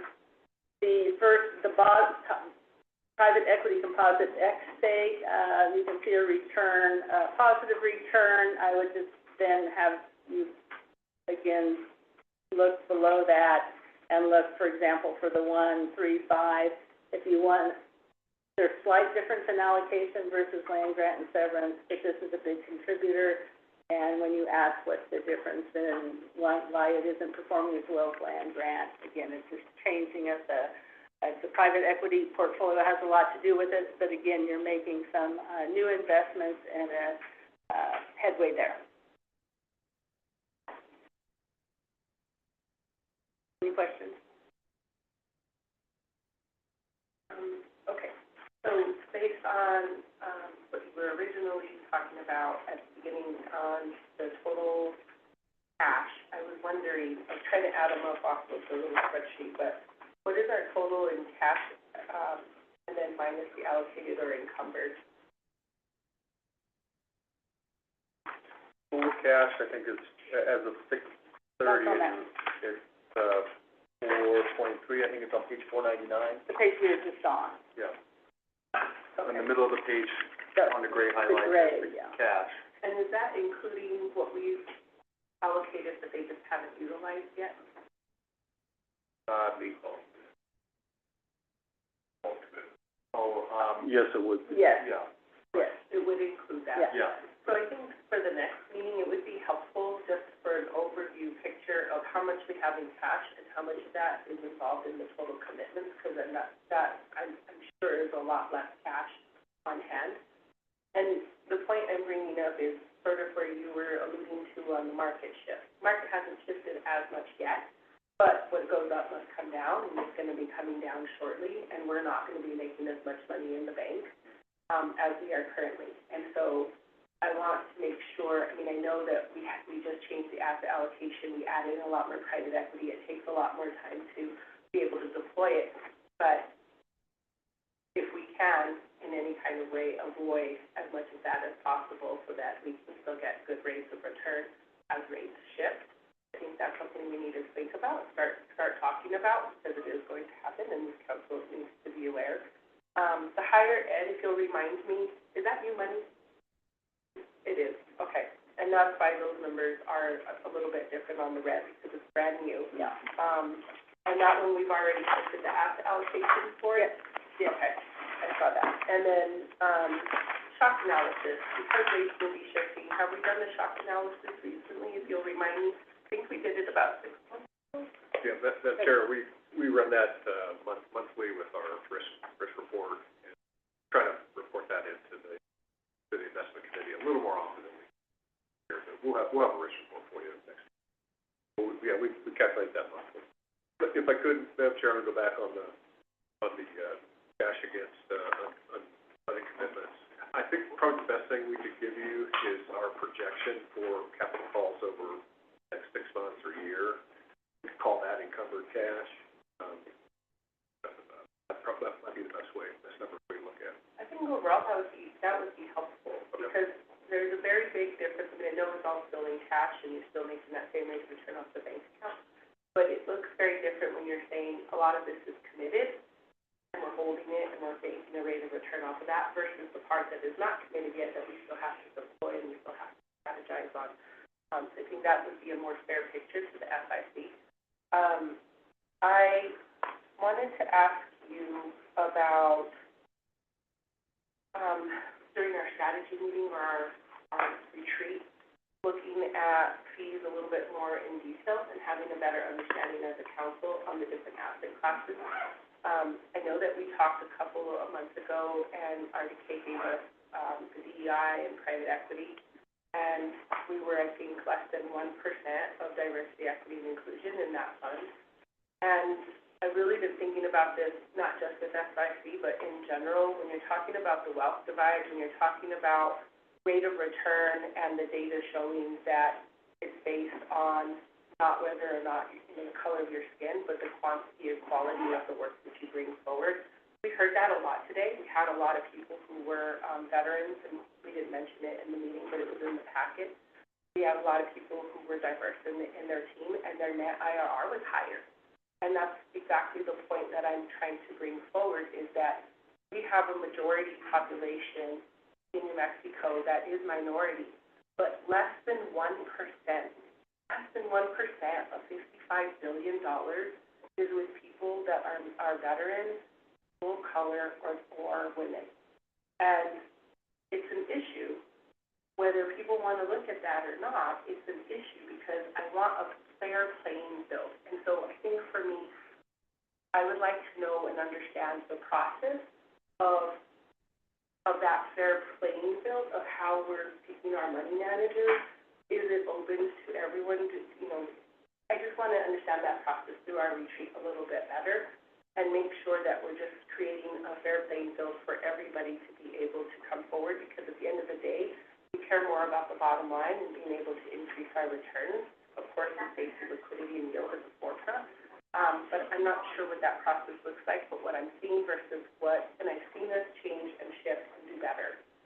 So I will give us that. But I just want to have a little bit more conversation in that threshold, and I want to see data on all of the asset classes of what percentage are we in our DEI portfolio performance within each of the asset classes. Can you all remind remind me on page, 499, why do we differentiate between the state PE and then the ETIs? What is the difference? I thought it was all one. What do you want to? Oh, sure. Yeah, Madam Chair, the state PE program is only private equity, well, venture capital. The ETIs are not private equity. So give me an example of it. The Like SBIC SBIC. Right, and we pull those out, we don't. Right. At a different benchmark. Okay. One is lag, the other is not. Further questions? We have a bunch of quarterly performance reports to get to. Okay, all right, great. Thank you all so much. Thank you. We're gonna go now to 4B, our, National Private Equity, quarter one,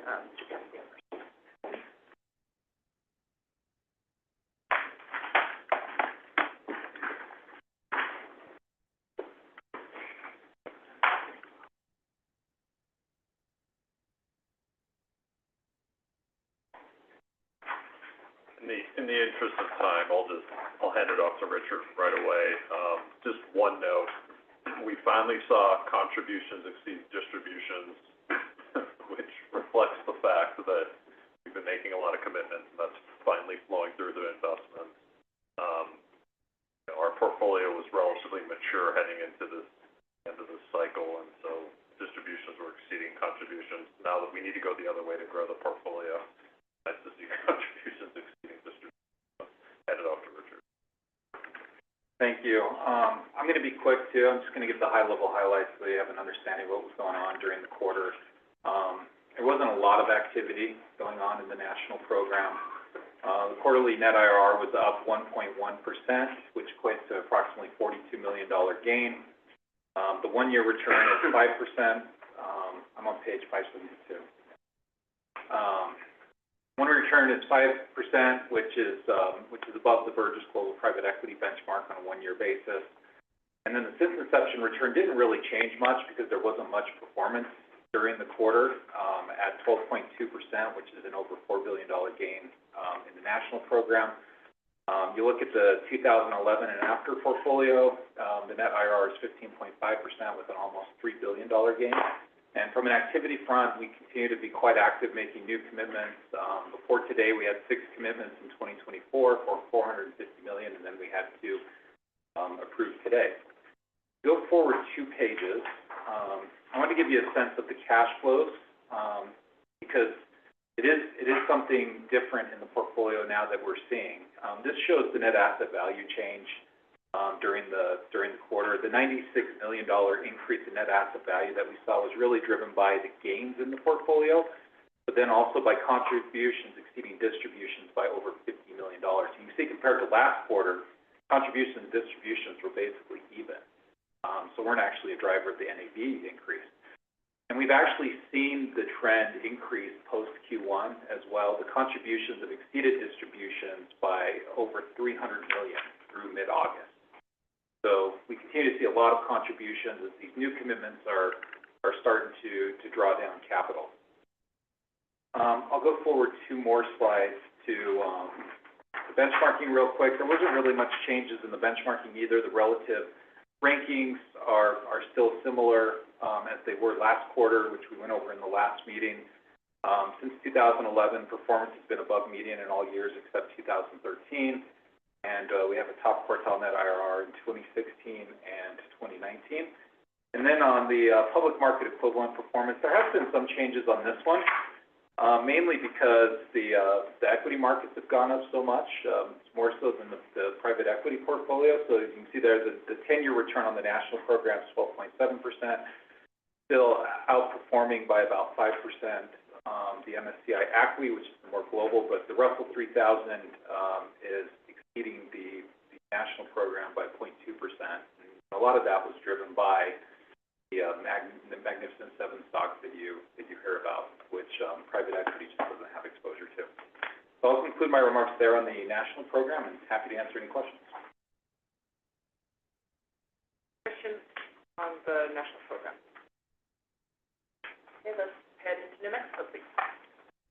All right, New Mexico program. So the New Mexico program, this one has been, in the last few performance reports that we've done, there's been a lot of volatility in performance. There's been write-downs in some of the more older fund commitments that the program had. In Q1, the performance was pretty stable. You can see on the quarterly return, it's a 0% return overall. You know, even though there was still some movement in the underlying funds, like the co-investment funds were slightly down, the fund investments were up, the Catalyst fund was up. But the last year has really been impacted by that volatility that we reported in the previous meetings. And you can see that in the one-year return, which is down just over 20%, which actually drove the program's overall return since inception to a negative 1.1%, which equates to just over a $50 million loss. You know, one of the things I like to talk about with the New Mexico program is the progress that we've made in diversifying the portfolio, because it was a fairly concentrated portfolio when we started working with the program in 2019. 75% of the net asset value was with one manager at the end of 2018, now down to 28%. And 3 companies accounted for 76% of the value at the end of 2018, and that's now down to 32%. So we are diversifying the portfolio over time. We continue to make new commitment activity, but you know, in venture capital compared to buyout, venture does tend to draw capital over longer periods of time, just because they want to see progress in their portfolio companies before doing follow-on investments. If you go forward 2 slides on the cash flows for the New Mexico program. So this shows the NAV changes as well. I mean, there was a slight increase in the net asset value, which is really driven by the contributions being greater than the distributions. I mean, this is a trend we've been seeing in the New Mexico program, but we haven't really gotten a lot of distributions. Where we have gotten distributions, it tended to be from the recovery fund, where there was debt repayments being made and interest payments coming in. But through mid-August, we've actually seen net contributions increase to just over $70 million. So those capital calls continue to come in with the New Mexico program. And then if you skip 2 slides ahead, I mean, on the economic impact numbers, there really wasn't any changes here. We have 119 New Mexico-based companies receiving investments. There wasn't any new companies added during the quarter, but there's been 2 companies added over the last year. So those numbers didn't really change. Then on the next page, the jobs numbers, there was really no significant change in the jobs numbers or the payroll or the expenditures on annual goods. So with that, happy to answer any questions on the New Mexico program.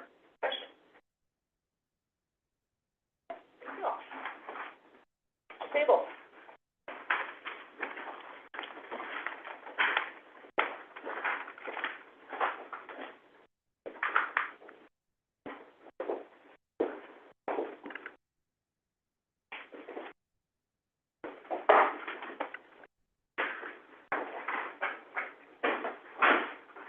Whenever you're ready, sir. All right.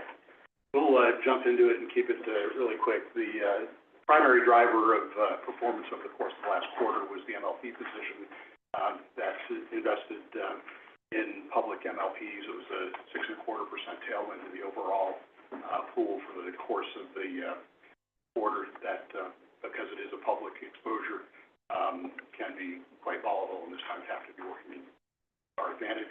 Longer-term performance was aided by the infrastructure component of the real assets. That's a good performer with short and long run. And so here you'll see on page 616, so 2.6% quarterly gain, which equated about an $83 million gain for the quarter from the real return portfolio. And also, importantly, positive returns across each of the time periods that you see in the chart. Since inception, IRR of 6.5%, which is equated to almost a $1.3 billion gain. Also, commitments, you see that in the 3rd bullet. We have made 3 new commitments, 4 including today, so we are also tracking on our pacing plan. On the next slide, a quick snapshot of what's actually in this portfolio. So you have your MLP, agriculture, energy, infrastructure, and timber. So that all comprises this portfolio. And you see on the right-hand side the year-over-year changes within each of these strategies.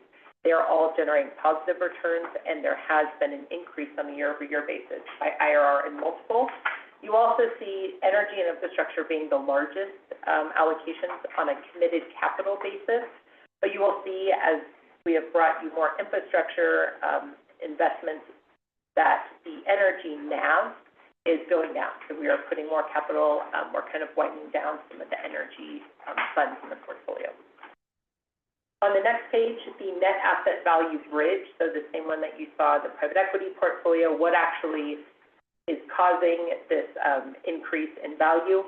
So you see contributions outpace distributions, and then you also had the net gain. So a similar story, a little more muted, but similar story as last quarter, where it was contributions and gain is really driving your net asset value up.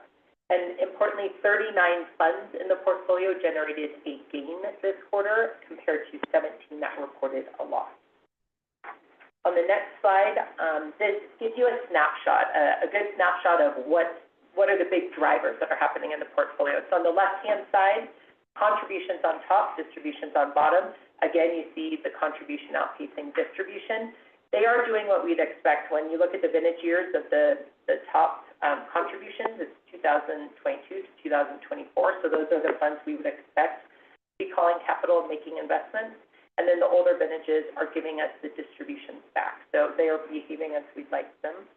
And then the other thing that we like to point out on the right-hand side, net gains and losses. We tend to measure $5 million gains and losses as a significant metric. We had two funds producing over 5 million gains, and no losses that were at the 5 million mark or more. And my last page will be the next page, the public market equivalent. You will see this portfolio is doing what you want it to do. It's we are measuring it against the CPI, so this is really to measure the inflation plus the 3% premium, and we are almost exactly aligned with what we would want from this portfolio from the P&E perspective. So with that, Keith and I are happy taking questions.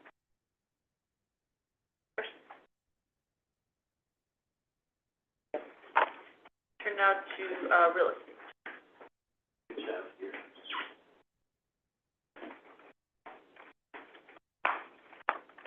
Okay, Madam Chair, so from 10,000 feet, the report is very similar to prior quarters. This was another down quarter in which we outperformed the benchmark, and for 3-year time horizons and longer, we have outperformed.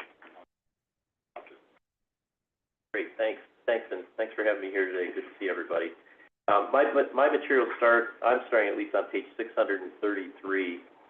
And as Keith said, we're still in the middle of a market correction. It's a long, slow, tedious correction that's been going on for 2 years now in real estate, as real estate pricing adjusts to higher interest rates. And I think the best way to characterize the market today is we're just stalled today. And I think more so today with the Fed coming up in September, everybody's kind of waiting to see what the Fed is going to do. And we think that if the Fed does cut rates, whether it's 25% or 50%, it seems like it's pretty positive right now, that will kind of mark the bottom of this market cycle. And it doesn't necessarily mean that there won't be more write-downs after that because interest rates still remain elevated. But it does kind of mark the bottom of this market cycle in terms of the turndown in valuation.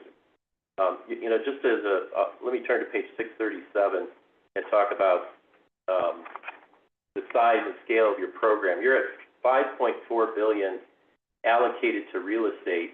Currently, your market value is about $3.6 billion, so you're materially under your allocation target. A little bit of a silver lining for a time when the market is correcting and you're losing value in your real estate. You're underweight to that asset class that's correcting in value, which is a good thing. But what you can see on page 637 is that this program has really been ramping up in the last few years, and we have just under $2 billion of commitments over the last 2 years, including what we've done to date in 2024 as well as in 2023. And frankly, most of that remains uncommitted, or rather I should say unfunded. We estimate about 20% of what you committed in the last 2 years has been called. So what that tells us is we're coming out of a market cycle where the markets have corrected in value, and you have a lot of capital available to take advantage of lower prices, and we expect this level of commitment to continue for the next several years.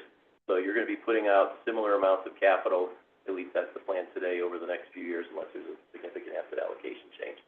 And so you're in a good position, I think, in terms of being well-funded and with a lot of dry powder. Turning to the next page, your real estate program is very well diversified. You've got international exposure. You're diversified across the country. You've got exposure to all the primary property types and a lot of niche property types that we've brought through this year in particular. And I would say two things where the diversification has really benefited your program and driven the returns that are, again, above your benchmark, even though they're negative. You've got a large exposure to logistics and industrial and warehouse, which we've talked about a lot in the past. 41% of your program, so that's a very significant overweight, if you will. That's really driven your performance if you look at the underlying funds and the amount of return they've been delivering.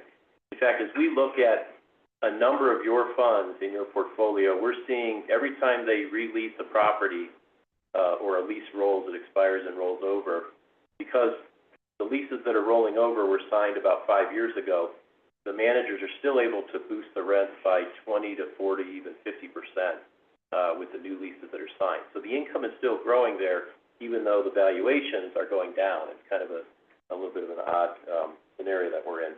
But that's been driving it. The other thing that's been driving it is really you've had a lot of strategies that have targeted south and southwestern, southeastern markets where there's been this population migration driving growth in those markets. And you've captured that in your portfolio. And if you look at the details of the diversification there, you'll see that shows up in your diversification numbers. And then finally, on page 641, we always like to, just confirm the program's in compliance with all of its guidelines today, so no issues there. And as I leave you, what I would say is, your performance is holding up, even though it's negative. It's still better than your target, your benchmark. You've got a lot of dry powder already committed, and you're going to be investing a lot of capital over the next few years, so you're in a good position as we come out of this market correction. And we'll all wait and see what the Fed does next month. And that's it. Question? Yep. On the issue with Jamestown, do we need to be concerned at all on our end as part of that, or do you have an update, or what's your thoughts? Yeah, that's a tough one. I would say yes, you need to be concerned about it.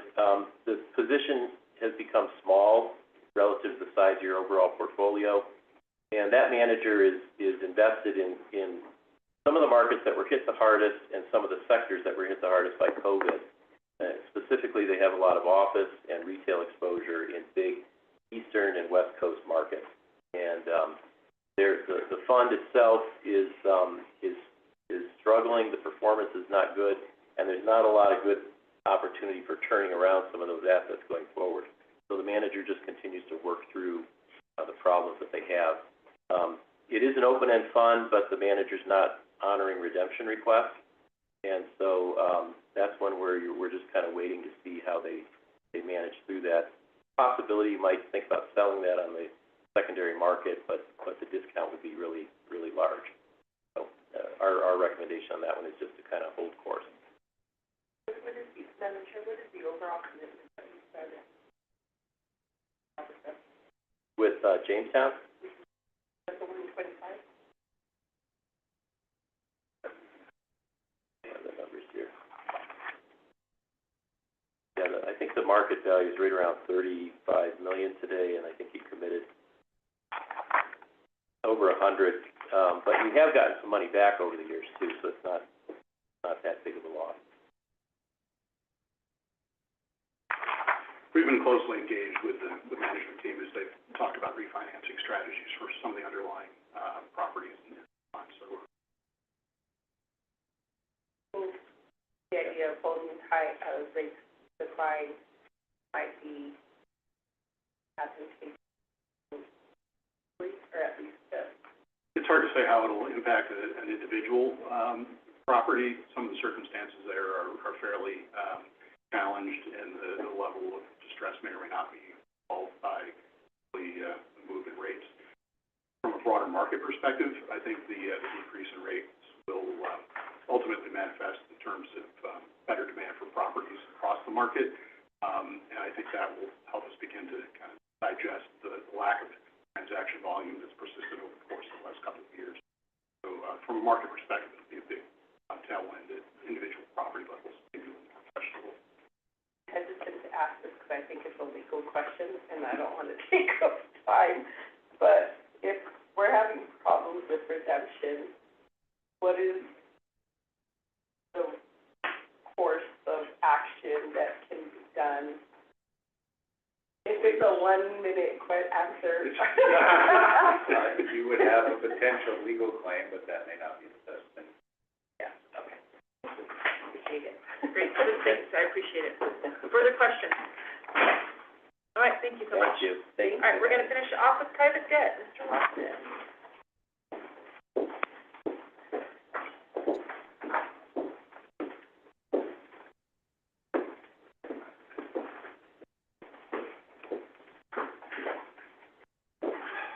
Thank you, Madam Chair. So just quickly on private debt, I'll hit on two negatives up front. First off, we are a little short on hitting our commitment target for this year. We had a rather large commitment that fell apart literally days before we were going to put the paperwork. And then, with the discussion, frankly, I would rather not rush into filling the gap and just, get good investment. So we hit that a little short. This portfolio, as you've heard me, on repeat quite a bit, is in a pretty big state of flux. When I first joined, we decided to liquidate out of around $1 billion in investments and redirect where the portfolio is headed. A lot of that is still going on. A lot of the commitments that we've made in the past year, as you've heard from several, those often take years to put into place. As your CIO, Madam Treasurer, pointed out, even on the public markets, it's difficult finding product these days. It's even more difficult in the private credit world. So it is what it is. We're not hitting our benchmark yet, but I do think that we're headed in the right direction. So with that, I'll turn it over to Mary. Yeah, and actually, my colleague Ted Ferguson is going to walk through the performance report, and we're going to keep our comments very quick. But I would just add, we have a robust pipeline. There's no issue in terms of finding opportunity. I think the commitment that Tom's alluding to, I think it was actually a success because it was an ODE issue that was identified, and it's better to say no than to move forward, and we don't want to bring you anything that we're not comfortable with. So it was going to be a large commitment, but we decided to pass because there was an operational due diligence issue that was identified, and ODE is uncompensated risk, so we're not going to bring that to the SIC. So with that, I'm going to turn it over to my colleague Tad, who's going to walk through. Good afternoon. I'll just start my overall comments on page 674. And I'll try and be really brief about this and kind of be complimentary to what Tom and Mary have said already. But as of the end of the first quarter of 2024, the program was constructed with 57 partnerships and had approximately $4 billion in market value. And it has been mentioned the program is under its target allocation and represents 7.5% as of the end of the quarter, well below the long-term target. But this does represent an increase from 6.8% as of the end of the year. So this is a combination of some strong contribution activity during the first quarter, along with some of the real asset partnerships being folded into the private credit portfolio. But overall, so making progress and but still well below the long-term target. Since inception, net internal rate of return is at 5.8%, slightly trailing the public market equivalent of the benchmark of 6.6%. But given the overall restructuring, we also like to highlight the performance of the go-forward sectors, those sectors that are going to be a core portion of the program on a go-forward basis.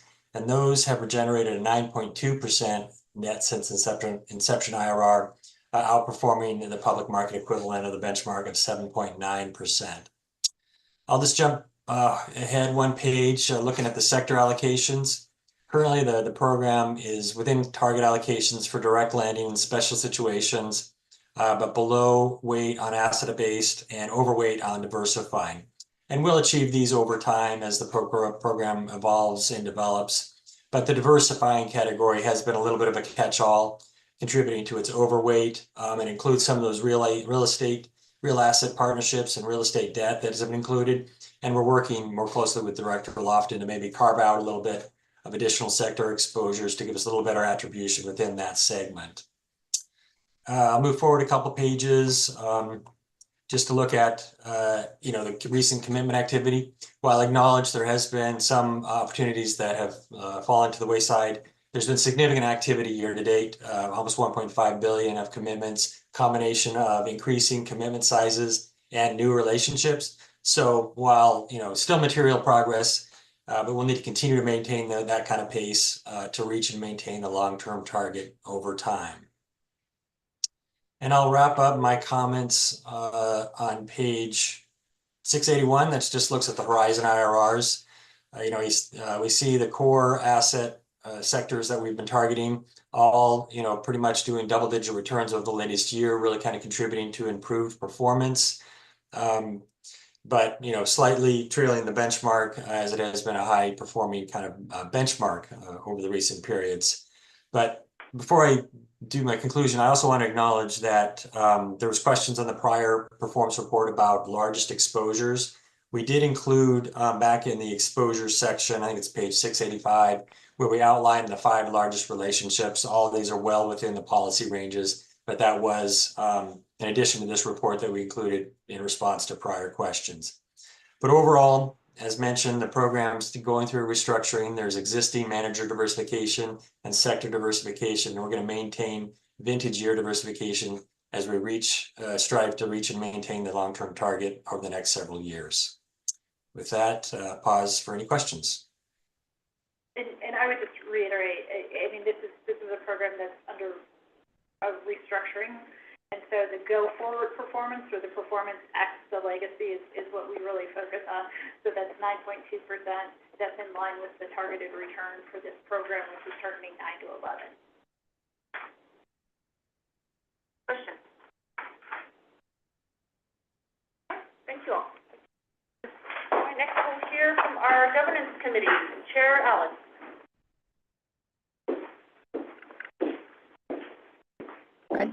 Unmute.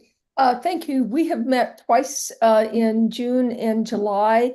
We welcome new members, Treasurer Laura Montoya and Councilmember Alan Sanchez to the committee, and thanked Mike Messina for his service. We have had a number of discussions, and a lot of it in preparation for our retreat, which will be on December the 2nd and 3rd, all day from 8 to 5. At the State Library office building. So I'm hoping that all of you will be able to be there. Just examples, we've talked about it. We've reviewed our charter. We reviewed and discussed the capabilities that we want of council members. We've had Nossman talk to us about what our role was and what are the legal requirements that we have from a fiduciary responsibility. We reviewed 3 candidates and engaged a salary.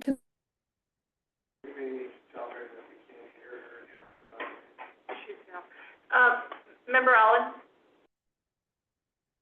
Your connection is bad. Well, you're muted now, but your connection is bad. We're not able to clearly distinguish what you're saying. We can hear your voice. Yeah. But you're a little bit. I wonder if that's on my end. Can you hear what I'm saying now? Yeah. Yeah. That's better. Okay, we'll try again. Met in June and July. Welcomed 2 new members, Treasurer Montoya and Alan Sanchez, to the committee. We've had a number of discussions, everything from reviewing the charter and agreeing to that, looking at having Nossman present to us about our fiduciary responsibility between us and the staff. We have discussed and interviewed 3 candidates to do a salary study and to give us recommendations about promotions and bonuses and so forth. And we chose a firm with that, so you'll be hearing more about that. We discussed the importance of the conflict of interest statements and having people sign that. We have discussed the offsite and the plans for the offsite. We also heard the DEI statistics on our public manager commitments, and those are sort of interesting. 75% of our public managers, 75% are male, 25% female, 70% white. And we've asked Nussman to come back with our private investments, also to get the DEI statistics on that. We talked about the investment policy revisions, and you'll be hearing more about that in the future. And I think that's most of what we did. And again, we will be meeting in September and October to continue discussions around these policies, and we'll be talking about them at the offsite. I don't know if we need a vote to accept the. I don't believe so. I don't think so. Yeah, just Thank you. information. Okay, there you go. Any questions, comments? Thank you all for that work. Important, voluntary. All right, let's move on now to hear our CFO's report, agenda item 6A.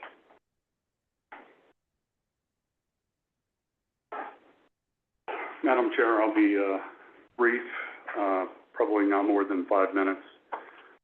Just wanted to point out on item number 3, agreed upon procedures, we currently have those taking place right now for the fourth quarter of the fiscal year. And the deadline for those is the end of September, and once we get those reports, I will forward them out. And then, when this isn't working.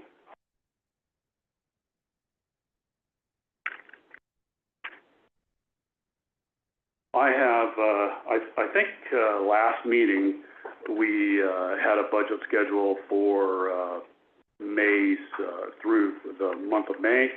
I think at that meeting, I emphasized that we're getting into a very busy time of the year, at least for the accounting area, in that we're dealing with fiscal year. 3 budget years at the same time. Yeah, 3 budget years, fiscal year 24 for the audit, fiscal year 25, which we're in right now. This schedule is the first month of fiscal year 25, and then fiscal year 26, which is the appropriation request. So you'll see during my presentation, although I'll do it briefly, I'll hit on every one of those. This is a budget for fiscal year 25 through the end of July. And I just wanted to basically explain something, and I'm not sure everybody understands this necessarily. You look at the expended to date column here, and it's not a very large number. And you get over here to encumbered to date. Might ask, well, how do we have over $50 million of encumbrances at this point in time? At the beginning of the fiscal year, we look at all the contracts, consultants, asset manager contracts, anything that we have as far as contracts for, and we have to estimate what we're going to spend and actually do a purchase order for those at the beginning of the year. This is all of the purchase orders that we put up since the beginning of the year. Every manager contract that we have, especially the management fee contracts that really drive those, that's the reason that number is so low. And then it kind of gets to the same point that the treasurer was asking about earlier about reserving monies. We're basically putting these POs up to make sure that we don't overspend our budget. So that's all I wanted to say on that. And then on page 716 and 717, I want to go to, this is within the investment holdings report. You'll notice within the investment holdings report for July, there is now a new fund called the Capital Development and Reserve Fund. It has $482 million. This is a new fund that no one's seen before, that the legislature basically ensured that we were going to have funds for. Got appropriated monies in, and we're very excited to have that. And then also within the investment holdings report, the workforce development and apprenticeship trust fund. That's also a new fund. I think we had fundings of $30 million come in at the beginning of the fiscal year. So those are two funds that you haven't seen before. And then I did want to, if I could, I think it was 7:15, I think the treasurer asked about this higher education trust fund earlier. I wanted to make the point, I think that you asked about is this a new fund? It is a new fund. I think it showed up in May, but it was actually an internal transfer from an existing fund. So those aren't actually new dollars coming in the door. It's a new fund, but it's transferring internally. And then lastly, I just wanted to point out on page 750, and we discussed this yesterday with the audit committee, and I did want to take a minute and thank Secretary Probst, Member Tejas, and Mike Everett. They were at the audit committee yesterday. We met with our external auditors, Moss Adams, regarding the fiscal year 24 audit. And we also discussed this appropriation request. And within this appropriation request, you see fiscal year 24 actuals, fiscal year 25 budget, and then the appropriation request for fiscal year 26.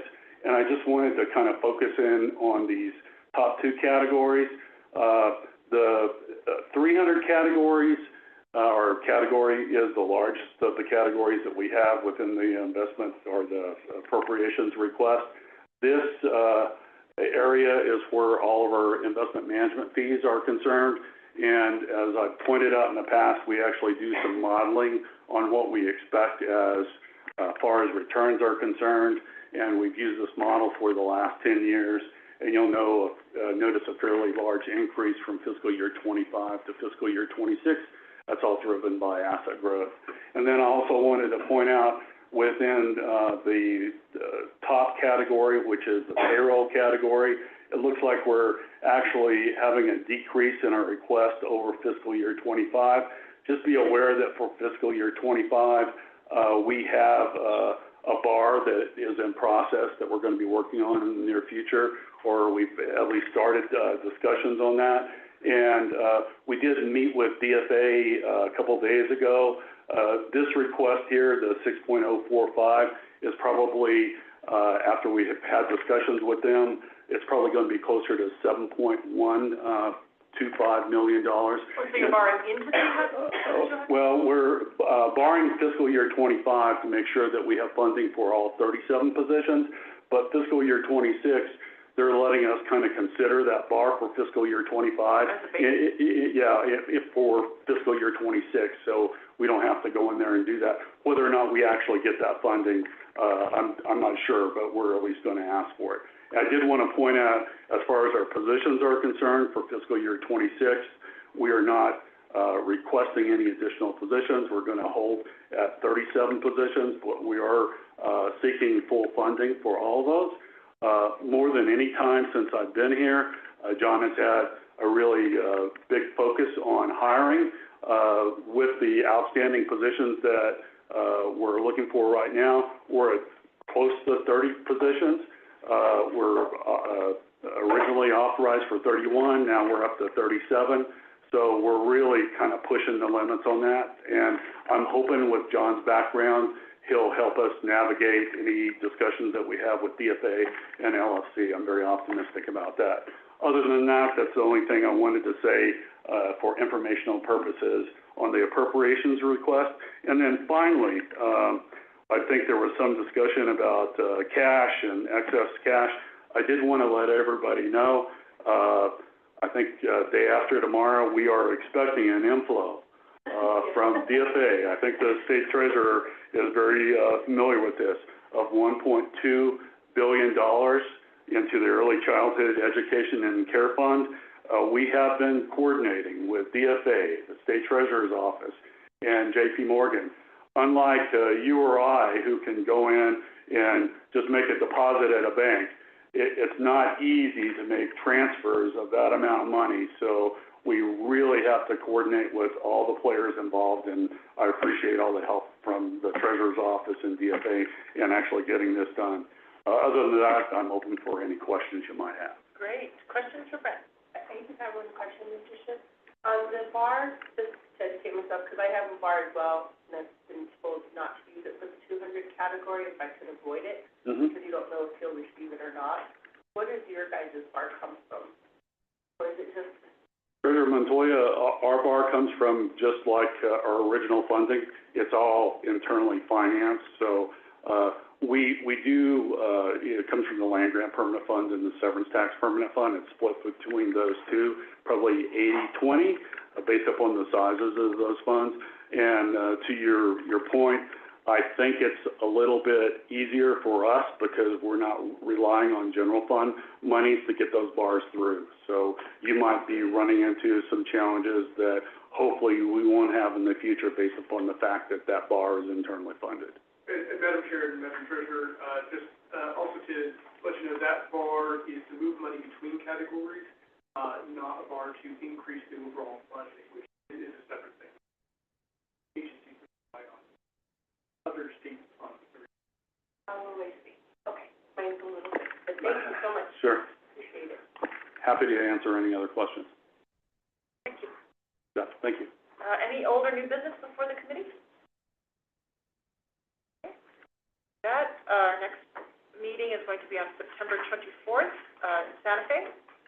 Mr. Woolman, do we have anyone sign up for public comment? Online, unless there's someone in the room wanting to make public comments. All right, with that, unless I have an objection, we are adjourned.